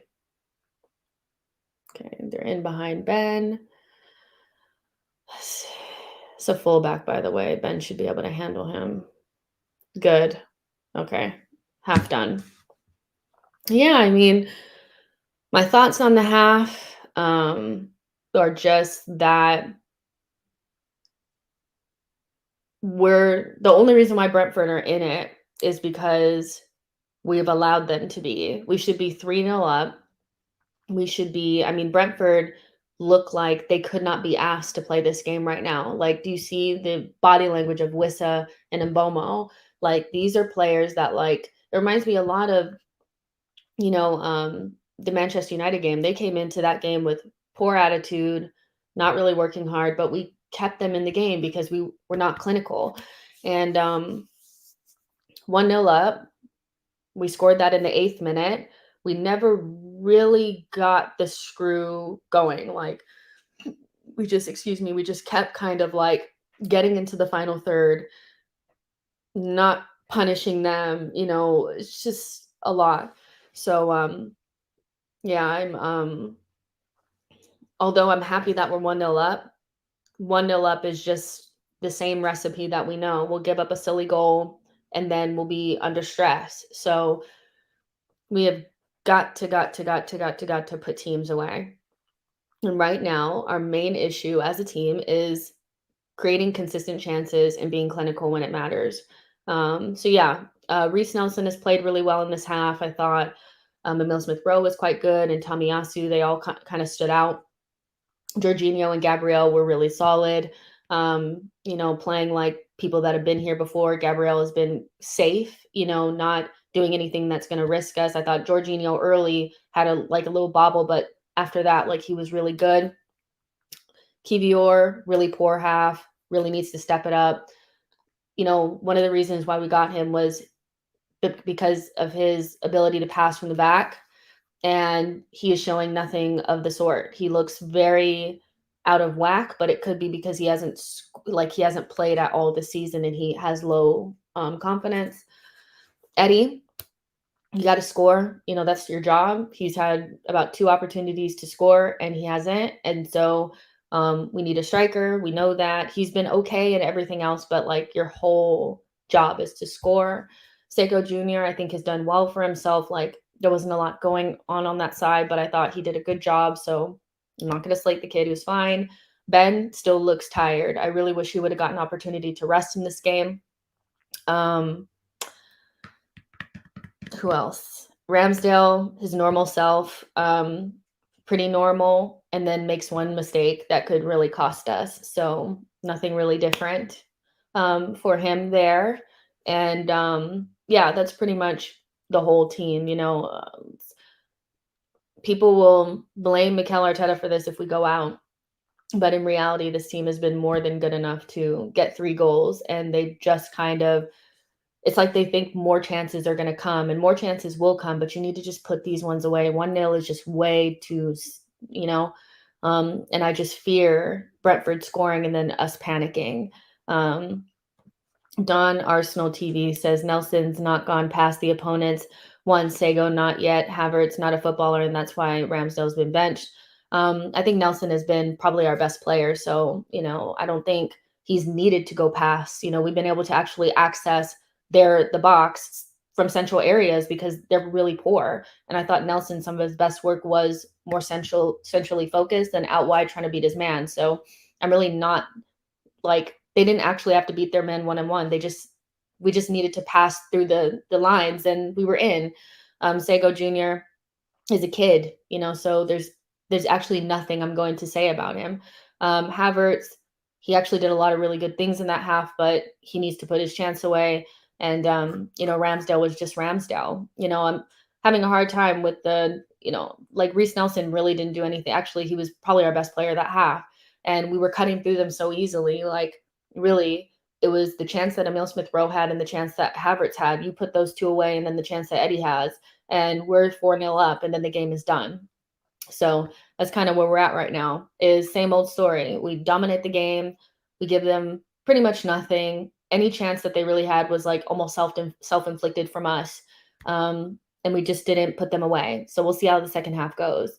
Anton Dunn says, yeah, Kai does not look like he has any technical ability, some stiff footballer. Lucas says, ESR in transition player. He wants consistent action, not keeping the ball. I don't know. I thought ESR had a good half. Like Reece Nelson and Emile Smith-Rowe for me are just kind of not the players that I feel like should be spoken about right now because they played really well. Emile Smith-Rowe, like keeping the ball, that was for what Jorginho and Kai Havertz was doing. Like, I don't think it was like Emile Smith-Rowe was giving the ball away constantly. So yeah. Millen says, look a lot more fluid in midfield. We look okay. Like, we're 1-0 up and we're really dominant, and they pretty much have done nothing, and we've pretty much cut through them pretty easily, especially like Jorginho with the little dagger balls, and the movement from Emile Smith-Rowe and Reece Nelson has been really good. And in some circumstances, even Kai Havertz, it's just putting the ball in the back of the net. Like, I really think that that's pretty much the only thing that we've not done. That's it, Nor says Eddie might actually need to learn Arabic. I'm tired. Jonathan says we missed 4 goals. I agree. I think it's literally just the fact that we didn't put the ball in the back of the net. And I think for Arsenal right now, the way that we're playing, it's not poor or anything like that. Like, I really kind of push back on the idea that what we saw in that first half was like catastrophically bad. And I see some overreaction in the chat for me personally. But it's not, I do think we're we're kind of on that line of either getting that second goal and being comfortable, or conceding one and being really, really, really shaky, and like having to bring in Jesus and all these other players. So it's still in the balance. Like, the game is still in the balance, but I struggled to connect with. We were terrible in that first half. Like, from what I watched, if we had just put the ball in the back of the net, we wouldn't be having these conversations. And by that, if you're not putting the ball in the back of the net, you did not play like amazing. I think you can pull out some performances and say that they've been good. Reece Nelson was good in that half. if you were watching. CC says, what are the other scores? Don't want to turn off your live. Carl says City at the moment are 0-0. They're playing against Newcastle. That was always going to be a difficult game. Let's see, what are the other scores? I really need to use the bathroom. Let's see. Halftime, Leicester up 1-0 against Liverpool. Let's talk about the games that we care about. West Ham are 0-0 with Lincoln City. Chelsea and Brighton are 0-0. So are Newcastle and Man City, and we're up 1-0. So yeah. So there's some interesting score lines there. But Arsenal definitely need to be a lot more serious in front of goal. We just don't have the killers. The chance for Kai, the chance for Nketiah, and the chance for Emil Smith-Rowe have to go in the back of the net. But I don't think we were catastrophic, like some people are saying. Eric says Arsenal are creating chances. They just need to push Havertz a bit forward during the attack transition for overloads and hold up play. Nor says, I agree, we weren't bad, just not finishing as always. And I get, like, at this stage to say Arsenal at 1-0 after missing like 4 kind of like clear-cut chances, we can't be like, oh my God, that was amazing. But I also do kind of push back on like the desperation to be like overly negative about something that I don't think you can, like, a terrible game for Arsenal at this stage would be like if we were down a couple of goals. Do you know what I mean? So we can do a lot better. We can do a lot better. Jonathan says the challenge we have is finishing, the skill to put the ball in the back of the net. And that's a big skill in football. And we're not killing games off. And that's why we have to work much harder than we should have to. Lucas says Kai and Kivior, we're talking almost 90 million. I'm not going to kill Kivior right now. He's young, still adapting, just like with Fabio Vieira. He's, to me, I put him in the same category as he was always going to come in and need some time. He's not ready yet, and he hasn't played a single minute since the season has started. So I don't expect him to be perfect and to be quite rusty. Kai is a little bit different. He's somebody that's been playing loads of minutes, and he just needs a goal, but he needs to make it happen for himself. So, guys, I'm going to go and use the restroom really quick and just kind of like, you know, just breathe for a minute, but I'll be right back.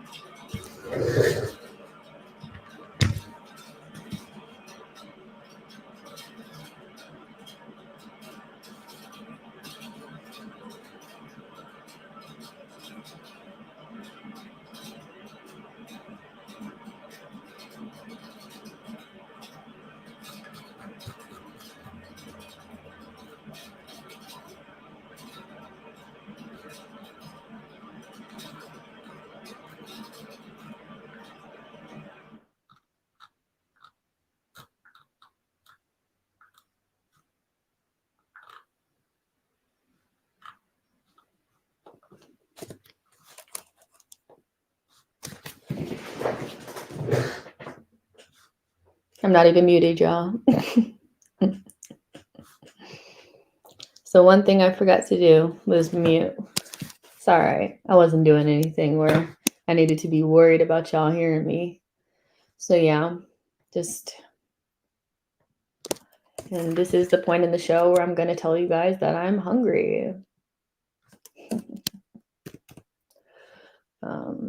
What else is new, you know? What else is new? Another day, another stream where I'm telling you guys that I'm starving. All I ate was like a piece of raisin bread. And I needed more than that, you know what I'm saying?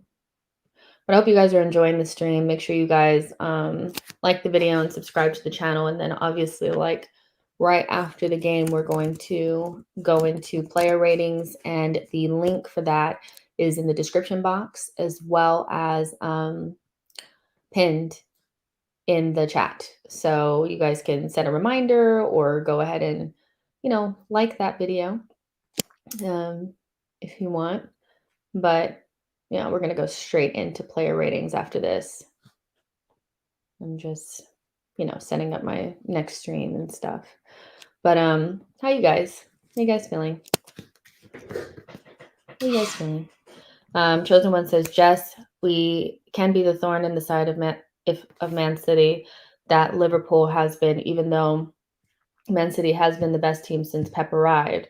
Liverpool beat them in the UCL. Don't have to be better, just have to be a thorn. I think, yeah, like I thought last season we were, you know what I think it is with Manchester City? I think that in order for us to be a thorn in their side, not only do we have to be consistent, you know, all that kind of stuff in the league and beat up the small teams and all that kind of stuff.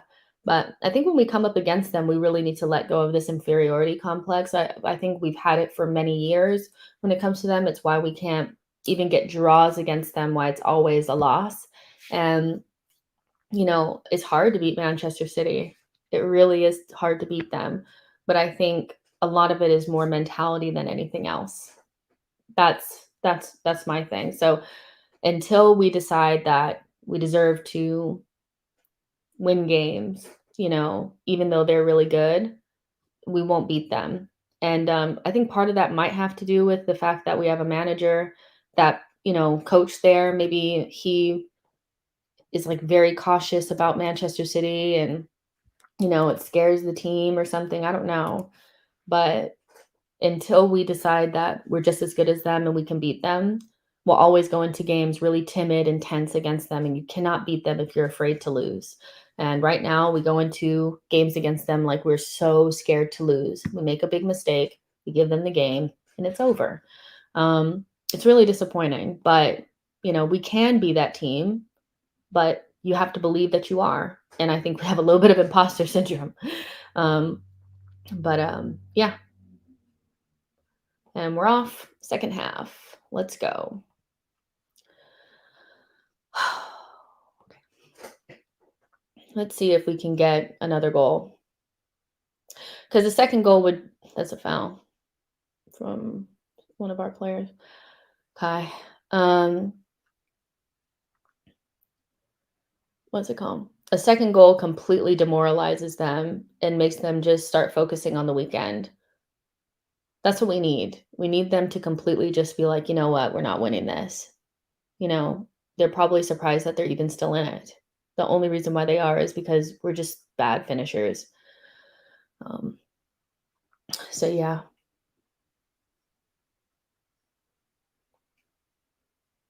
Ramsdale just hits it out of bounds.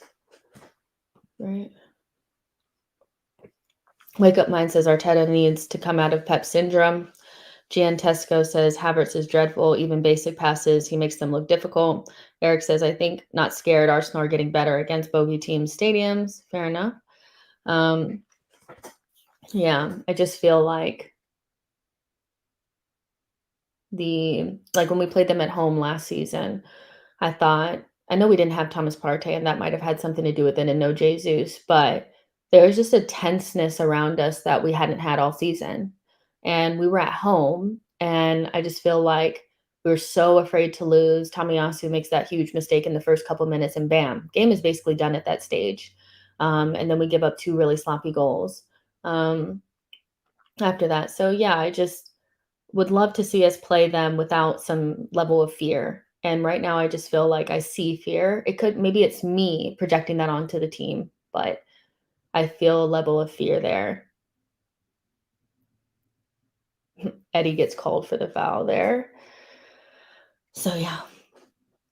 Jacqueline says Rambo needs to calma. Yeah, he's his usual self, I'll be honest with you. Like Ramsdale is either really good or really shaky. And he's doing this thing that he always does where he gets a little, whatever, not concentrated, starts kicking the ball out to touch, holding onto the ball too long, and encouraging the other side. So it's why Arsenal went out there and got another goalkeeper. I'm not seeing anything different from Ramsdale than I usually see.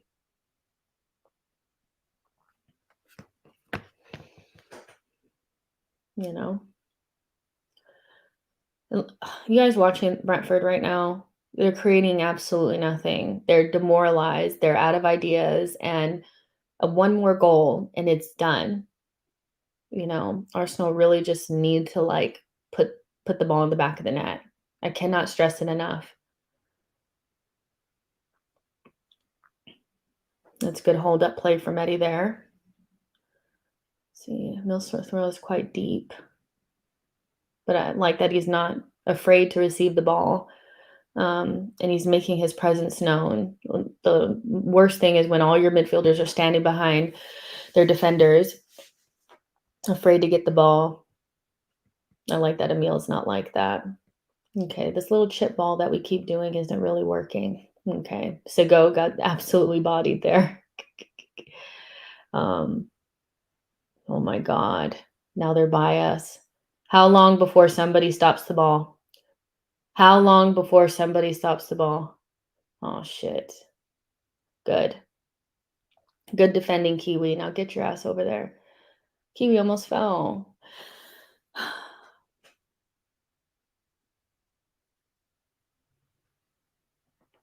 Come on, you guys. This is way too stressful.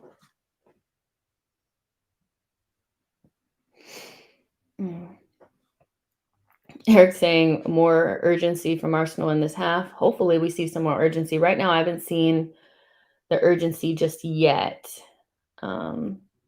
Shit. Brentford. He's offside. He's offside, thank God. All it takes is one little chance for them. That's it. So we need to get it together. Chosen One says Liverpool relished the opportunity to play City, even at their worst in a while. They beat Man City at Anfield last year. Yeah. I just sense fear and like a little bit of little bro syndrome and a little inferiority complex. We just play so stiff against them. I understand why they're calling. All right. Oh, Nico Jackson finally scored. Is that his first goal for them? I know he was they were complaining about him quite a bit. I know they were complaining about him quite a bit. So, Okay, that was a bad touch by Eddie. Sometimes his touches can be a little loud. Let's just, Come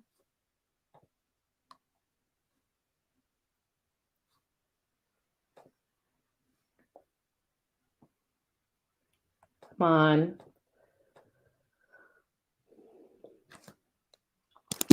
Come on, you guys. Let's get a shot on goal. Let's try. Let's attempt. Eddie has the ball here. Take a shot. Wild, terrible shot.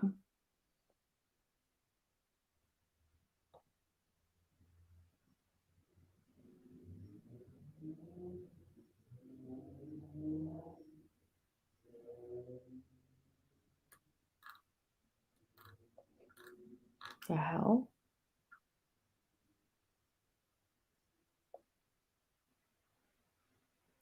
Yeah, that was a bad shot by Eddie. Come on now.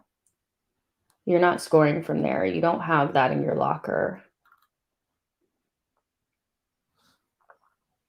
It's crazy that he took that shot. Let's see.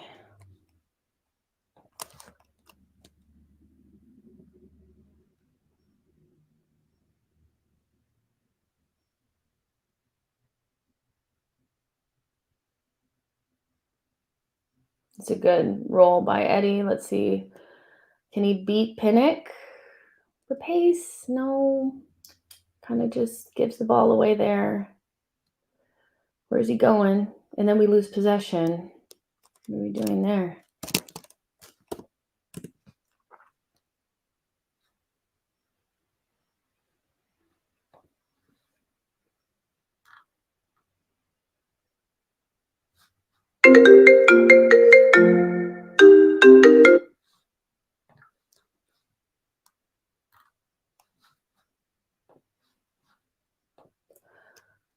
All right. Let's see what we're doing.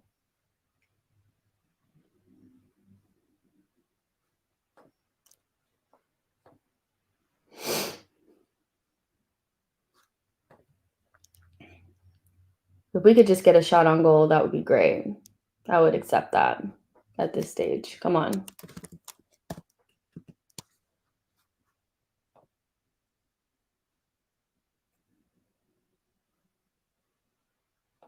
Come on, guys.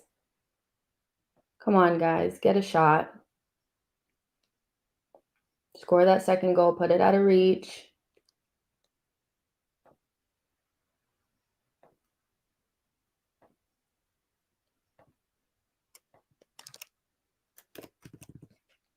Come on, guys. Damn.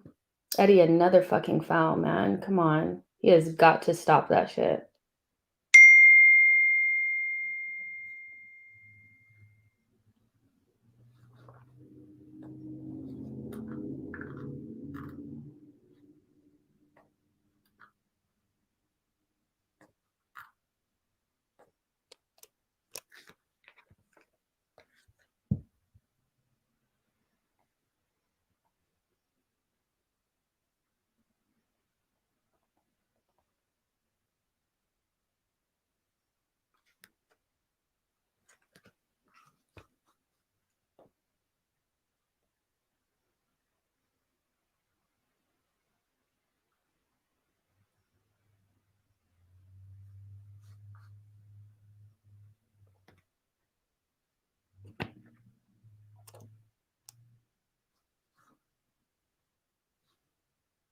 Come on, you guys. Oh, another foul.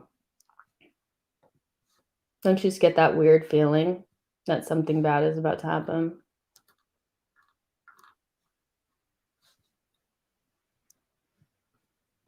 I'm feeling like we're losing it a little bit. We haven't really got going in the second half.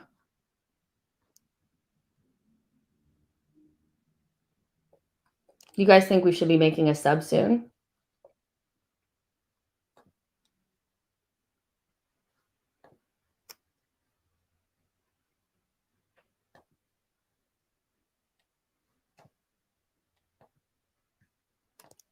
I think we should make a sub soon just to maybe ramp up the pressure a little bit.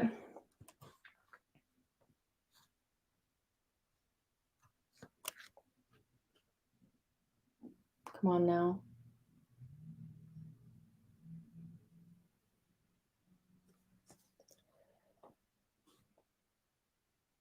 Come on. Get it out. I hate us so much. Come on. Get out, Tommy. What is Kai doing? That's another foul. Stop fouling. Between him and fucking Eddie, they have like 6 or 7 fouls. Like, if they can just stop fouling, that would be amazing. Good. We're losing control of the game. Like, first 10 minutes of this half, we haven't really got going, have we? You know? So we need to get it together. Oh my God. If Wissa gets there, we're fucked. Come on! Wake up! What is Gabrielle doing there? Just get it out! Fuck off, play. Come on! What are they doing? See what I mean?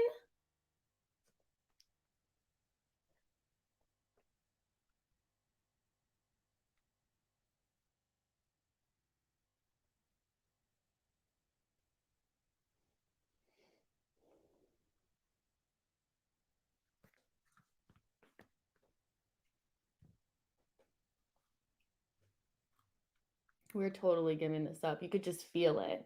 1-0. All they have to do is put a little bit of pressure on us, and we're just not able to keep the ball. We're fouling after foul after foul after foul. Can we stop fouling, please? All those fouls, just like one after another, is so frustrating. Stop fouling and just defend. So annoying. I'm just annoyed by everything that I'm seeing right now. Get it out. What is wrong with the midfield? Why are they not getting involved in this? Come on. Come on. He has to make some fucking subs, man. He has to get some fucking like subs out there and freshen things up, because these guys have completely just switched off. Second half. They're not ready. Did they not get that one goal is not enough? Like, we're so unserious. Then we got the foul and we just kicked it straight out. Why are we kicking it out there? What is Ben like? I wouldn't have played Ben today. Like, he just doesn't look on it. Like, we had a free kick and he just kicks it straight out of bounds. Why? It makes no sense. We were so silly.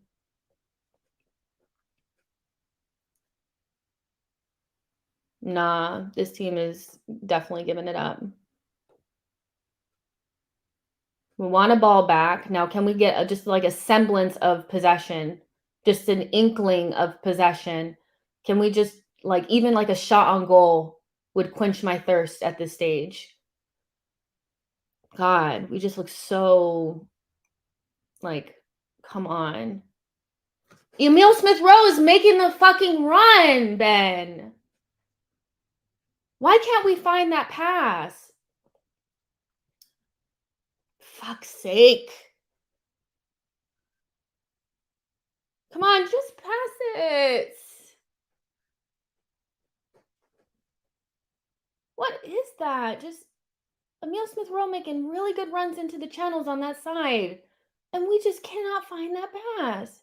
Ben is just kicking out. It's wild to me.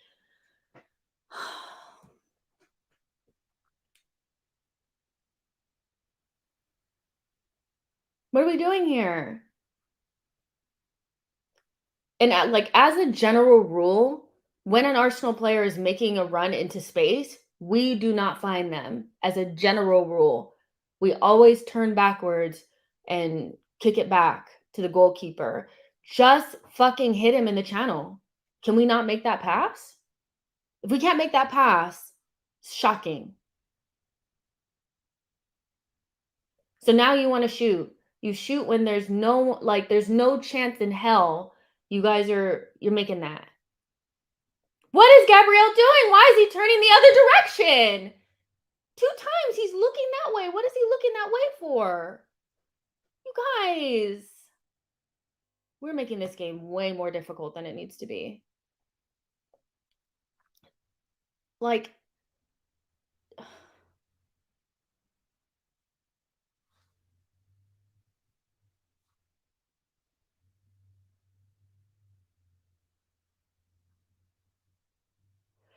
we need to make a fucking sub before we give it up. Like, it's ridiculous.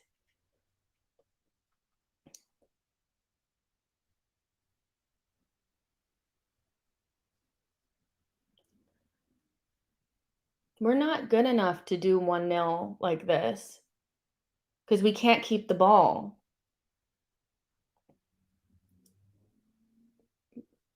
And our players, we're kind of off the ball. We're not really getting near them anymore. So they're running off of us really easily. So if Emil and, Nelson and Nketiah are tired, we need to make subs because they're running off of us. And you're just going to start to see those third man runs from midfield. You're going to start seeing them. You're going to start seeing them. Oh, my word. We are so bad. Come on. Right now, we're really not doing it for me. They're starting to grow into the game. And they have no right to be in this game because they've been awful. They were so bad in the first half, but we kept them in this game, and now they're like, "Oh, well, we could actually maybe go through here." This is just so shocking. Can we please make a sub? He's managing this game poorly. They're making subs, so they're getting stronger. And players that haven't played in a long time that probably don't have the fitness level, Emil Smith-Rowe, Reece Nelson, Kivior, these guys, they're running out of steam already.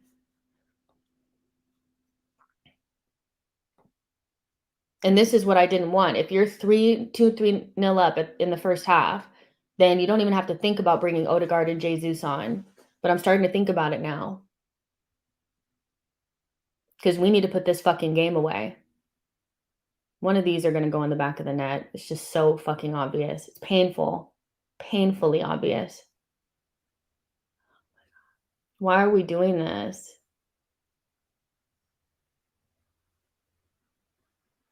Off the ball, they're winning everything. Everything off the ball, they're winning.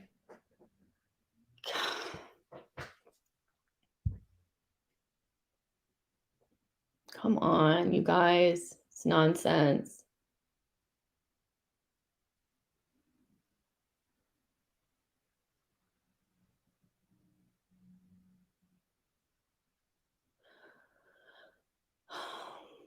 He needs to take the kid off. For who, I don't know, but,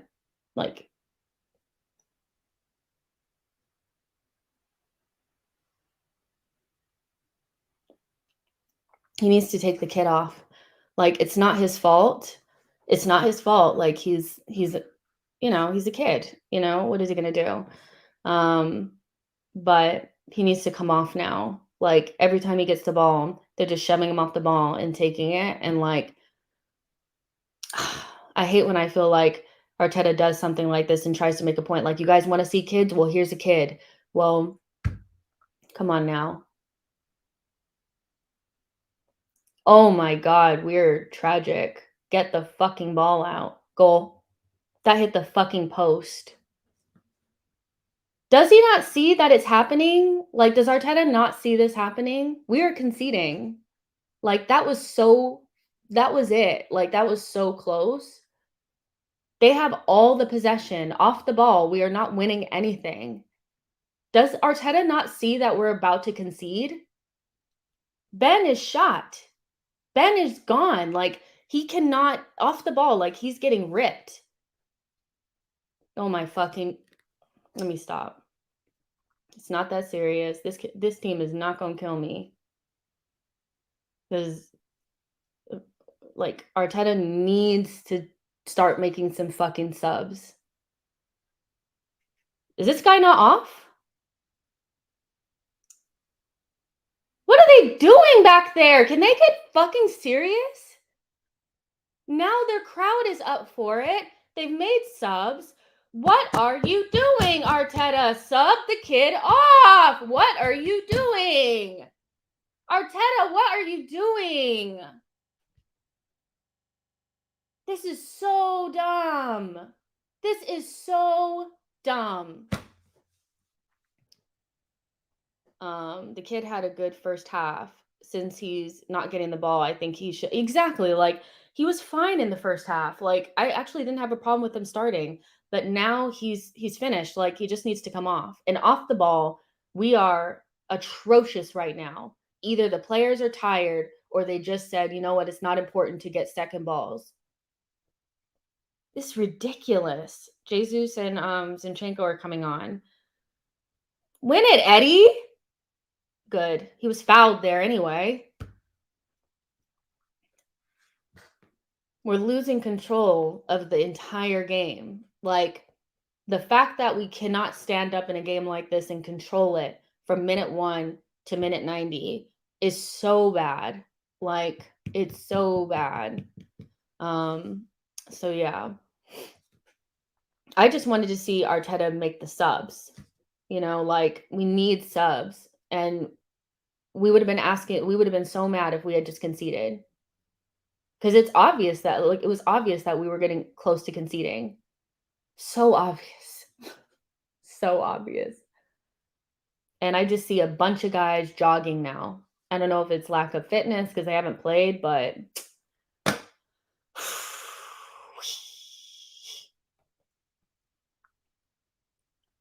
please make the subs. Why are they not on yet?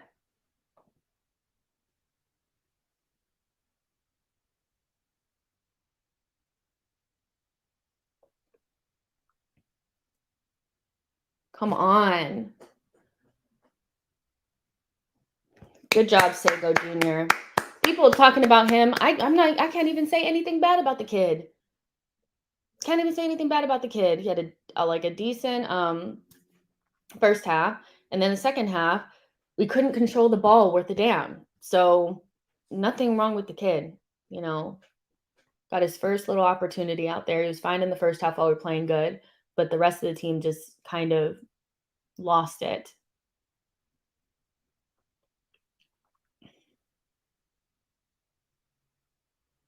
Please tell me it was a foul. Jesus, we need something. Let's see. Boy says Arteta should just bite the bullet and play Zinchenko in midfield. Yeah. I mean, if you want to control the tempo of a game, you might want to put your best tempo controller in the midfield. But I just feel like Arteta has this thing where he's like, I said I don't want to play him in midfield, and I don't care what the fans say, I'm not doing it. So he'll never play him in midfield. I think he's kind of like that.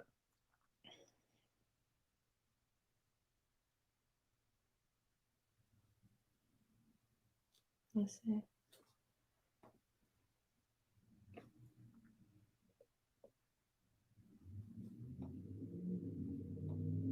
Come on. It's a good switch of play. That's good from Zinni. Let's just see if we can get a little bit of. See how Zinchenko played that ball into the thing? Shit. You should finish. What are we doing? Put the ball in the back. But, like, just simple football with, Zinchenko putting the ball in the back. Like, do you see that? He just put it in behind. Simple. Let's see. Boy says Newcastle might knock City out. Honestly, I can't even be upset, about, or even, like, concentrate on Newcastle right now because we may go out. Diallo says he's a kid, he'll learn adult football ain't easy. That's why guys like Saka are rare. I agree. Like, that's why I can't even focus on the kid. Like, why? Tawana says Arteta isn't the guy, I swear. Lucas says for F's sake. Nelson. Yeah, we should really be like a couple of goals up. So he's been robbed of a couple assists, Havertz. I keep that in the back of my mind because I know people are, oh, fuck, what are you doing? What the fuck are we doing back there? Zinchenko. See, he does something good, and then he does something like that. And this is what I'm saying for people that are like, oh, well, he always plays in midfield for us. Sometimes he's just a little too close to our goal making those mistakes. And he does play in midfield, but sometimes I would just like to see him up the pitch and we have just like our 4 best defenders back there and he just does what he does well in midfield. But whatever. Win the ball, Kai. Shit. Reece Nelson, you're not getting fouled there. You just need to keep the damn ball. I'm so tired. If we have to go to penalties, we're definitely going out. We don't like, there's no way. We have to win it in normal time. So they made a mistake. Are we going to win it? Are we going to make them suffer? No. We try to dribble around. We're so stupid. Pass! Fuck my fuck.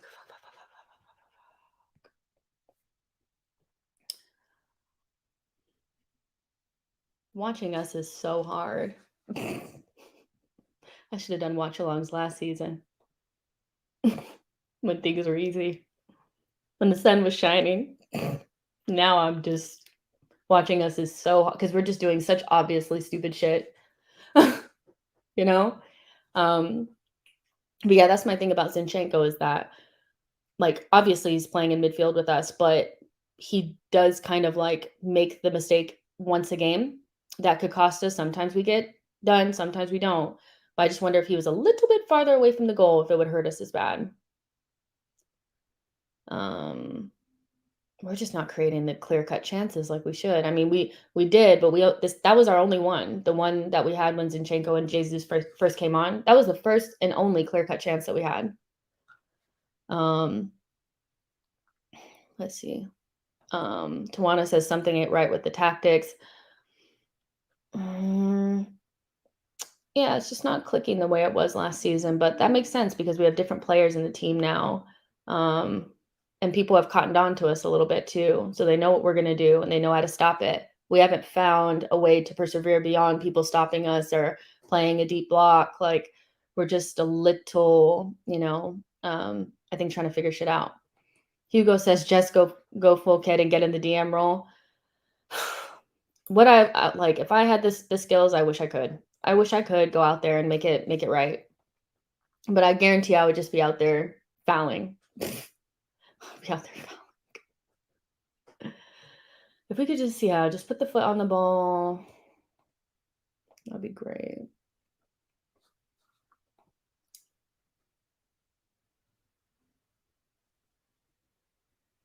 Come on.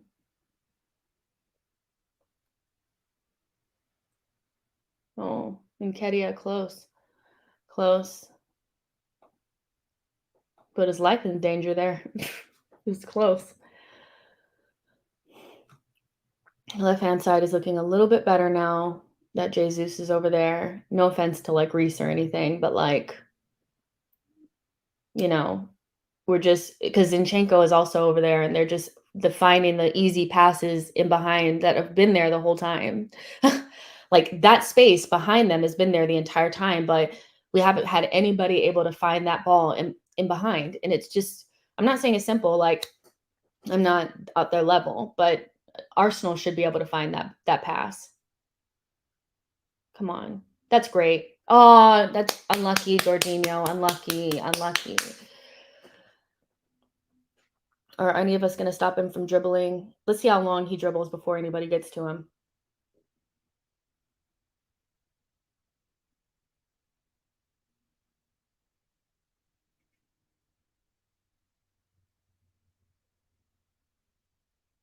Come on, Reece. Come on, Reece. Get the foul. Yes. Oh, shit. Jacqueline says we need that second goal. Like, we need air, girl. We need that second goal like we need air. Like, we need water. Whew. Because it's looking crazy right now. It's looking crazy. It's feeling crazy. Yeah. Please. Dylan said Arteta is trying to be. Oh my God, Havertz, another fucking foul. He has at least 5 fouls. Shit. Let's see. Dylan says Arteta is trying to be Pep instead of making a tactic for the players he has. These players aren't good at playing slow possession-based football. MD says, seriously, I don't even want us to continue in this competition. I hope Brentford wins. Don't know why you'd say that. I want us to stay in as long as possible. Hugo says, what position did you play? I used to play like defensive mid. We didn't really call it that. I was just like, they're getting chances now. Defensive midfield and right back. Let's see. Tawana says, of course, Liverpool is leading now. Liverpool was a goal down and is now leading. I mean, they're at home and it's Leicester, and Leicester are one of like the worst teams defensively. So they're always going to come back, against the championship side. But I get you. I get you. Do you see the save that Ramsdale had to make? Here's another one. We are on the ropes, low key. We are on the ropes, low key. This team is getting bopped by Brentford right now, and they are going to score if we don't get our shit together. Like, it's just so obvious. Why can't we control the game?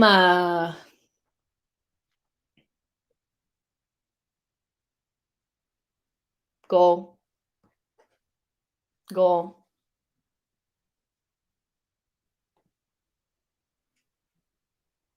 Good thing there's no VAR. Good thing there's no VAR. Good thing there's no VAR, because I would be afraid that they would give them this. Yeah, they're all offside, but we're conceding. Like, they're going to score a goal. Like, how this team cannot persevere beyond this is so insane to me. Control the fucking game, will ya? Like, it's shocking how close this game is, where we were so, like, Brentford were doing nothing in that first half. They were demoralized. Now they're pushing to score, and we just look like we're just barely managing the game. What is wrong with us? Like, fuck, we are so dumb.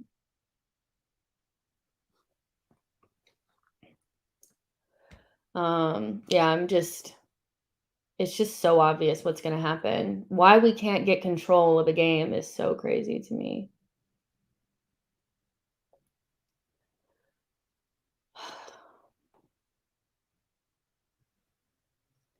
Yeah, it would be nice if Arteta would put in another DM. We're not going to score another goal. That's the truth. Like, we are not scoring another goal. We do not look like scoring. So just put in like El Neni or somebody and just defend.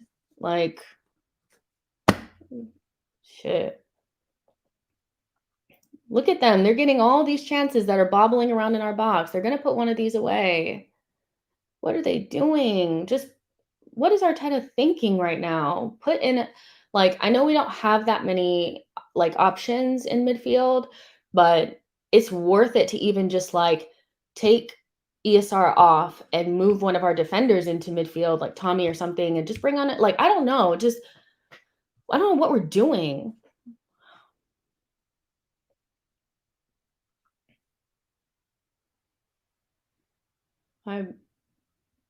That is so bad from Zinchenko and Havertz. So bad. Simple possession given away by like a dead header. Shit. Fucking score, you idiots. Sorry, that was mean, but I just need them to score. That was mean. I shouldn't have said that. They need to score.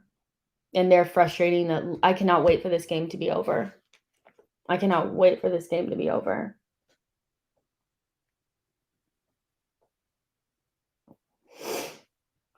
Stop giving away possession. Stop.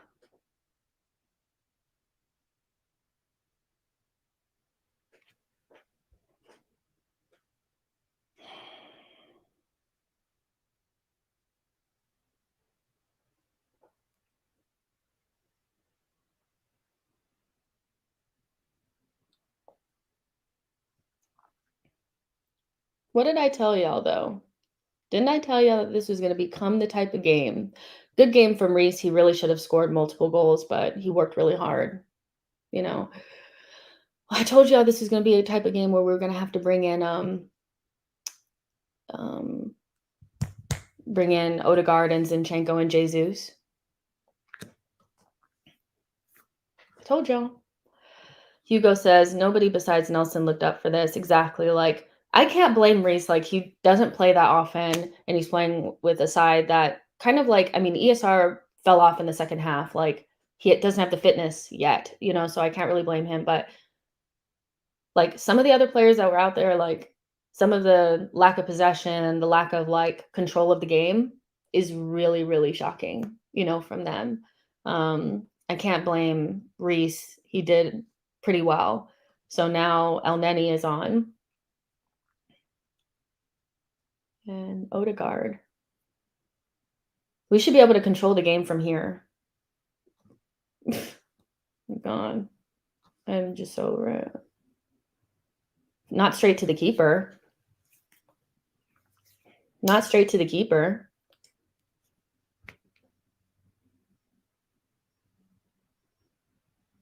Fuck me. I cannot stand what we're doing right now. Good Jorginho. Just keep the ball. If he gives it up here, I'll kill him. Good.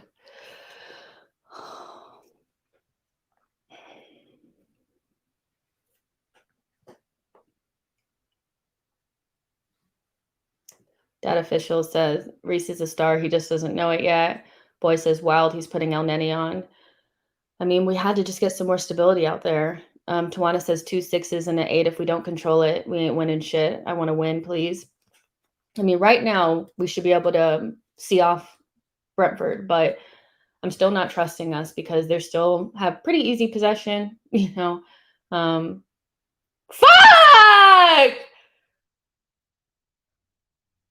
What are y'all doing? Did you see that? We still almost conceded. How are we still almost conceding at this stage? Can we not control a game? Look at Eddie's like really slowly running out there to do nothing. He doesn't try to stop the cross.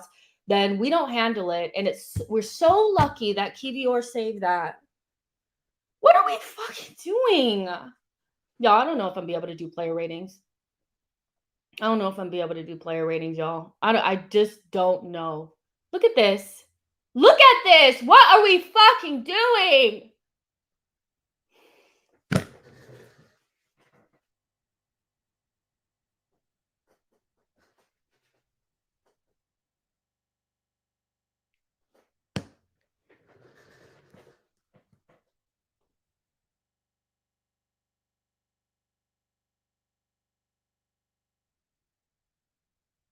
Y'all.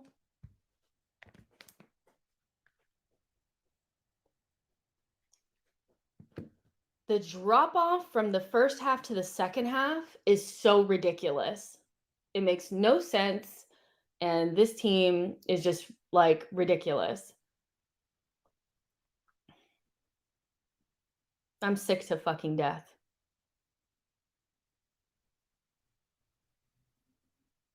Just control the game. Like, just control it. I know I'm like, you know, it's not that easy, but it kind of is when you're like a superior side. Control the game. Pass the ball around like we're doing right now. Just keep fucking passing it.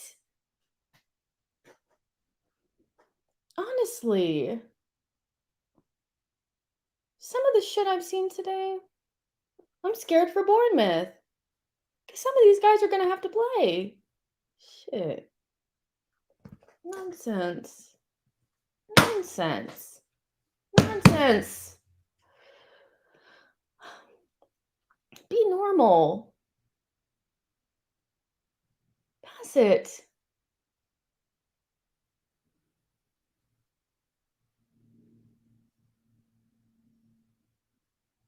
Almost. Nice try on any. The other thing about El Neni is that he can keep basic possession. He can keep like basic ass possession, which is fine. Who is this? Stop. He's bringing fucking Cedric on. He's bringing fucking Cedric on. God. Exactly. L sideways. And right now we just need basic possession.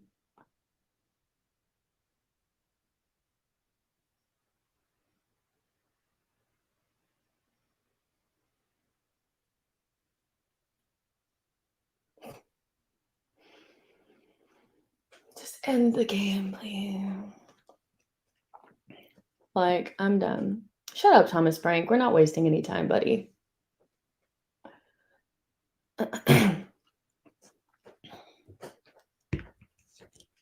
So where is everybody playing now?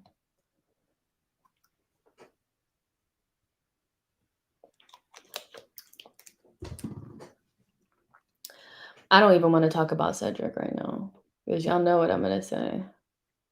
The fact that we need Cedric to come on at this stage to help us like get the goal over the line or get the game over the line is shocking.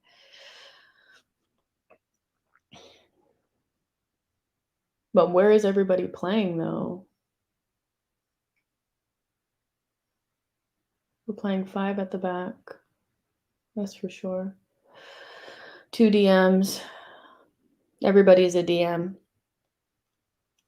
Everybody's a DM. Good. I'm glad they kicked that out. Shit.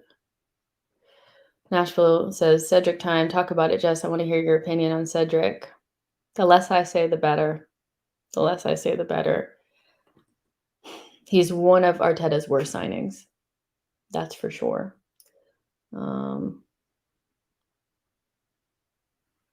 Adiola says, Jess, maybe we're not as good a team as we think we are. Well, we can talk about that a little bit later. C. Walder says, Cedric for who? For Nketiah. Diallo says, here's the truth. Hold on.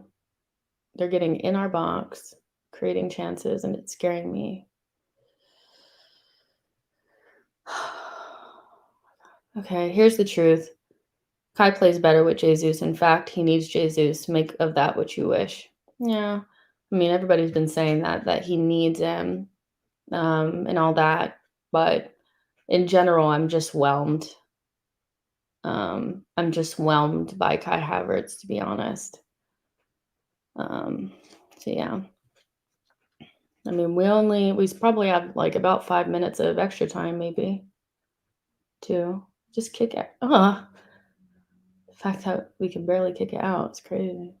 Cedric, just go to the corner, man. We can't keep possession to save our lives.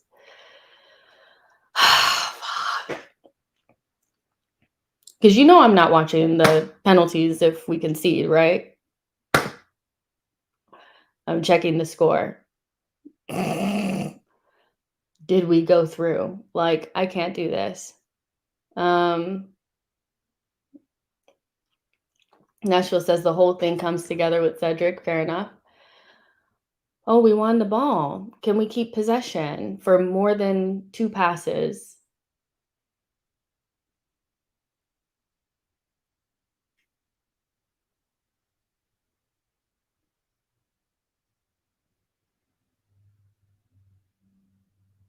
Five minutes. Oh my God, we're just chucking it. 5 minutes. Wow. What I'm seeing is distressing. Dad official says, who's your man of the match? It depends. If we get through this without conceding, then it'll be Wissa because he's missed some good opportunities and we could have easily lost this game. Tawana says, please let us win. Please keep the ball. It would have to be like, let's see, Reese was our best player. Like Tawana's saying. Manine says, I would be shocked if Havertz turns into a good player. He seems disinterested in football. Oh, fuck me. What's going on here? That's good from Jorginho. Let's just try to... Good, Odie.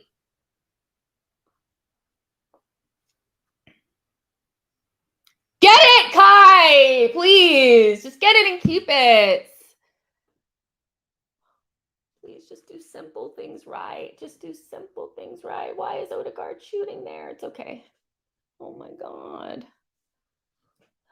The fact that there's still 3 more minutes.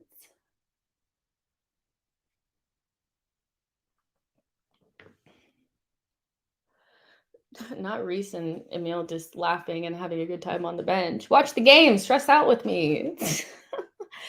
They have nothing to be ashamed about, though. Like, they played as good as I probably could have expected them to play with limited minutes. So, yeah.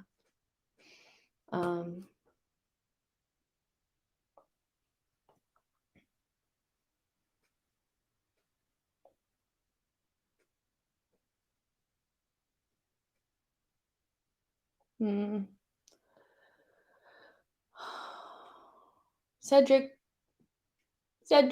come on, Cedric. Come on, Cedric.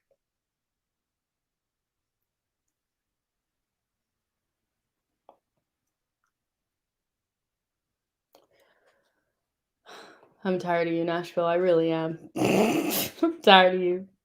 For real. To Meter Man, Dan says, Havertz needs a straight red card. It's best for all parties. No, we have way too little players to be, I know that he really has been shocking in the second half. So I hear you guys. I do. I hear y'all. I do. Rams, let's just kick the shit out of it, please.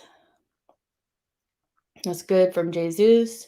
Now, why didn't you just keep the fucking ball?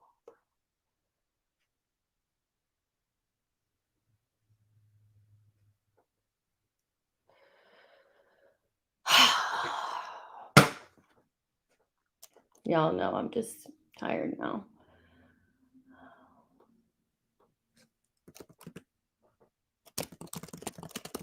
They're taking the goalkeeper up there. It's that serious to them. This is on us, though. If we concede, I'm done.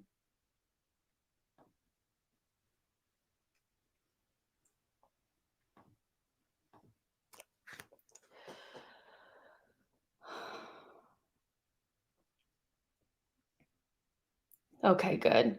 All right, so just lay on the ball, and can we see out this last minute or no, y'all? What do y'all think? Because I'm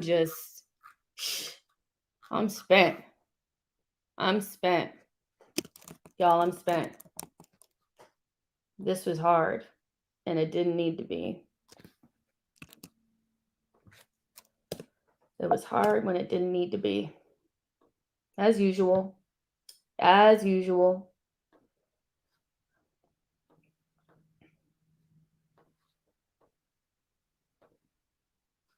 We actually needed to bring on like our real team.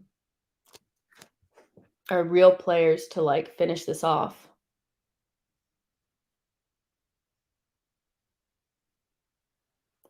Brian said nobody wants to score on the team today other than Reese. I agree. Good, Tommy. Just be safe. Just kick it out. You would think Havertz would try to like run onto it a little bit. He's just a little lazy for me.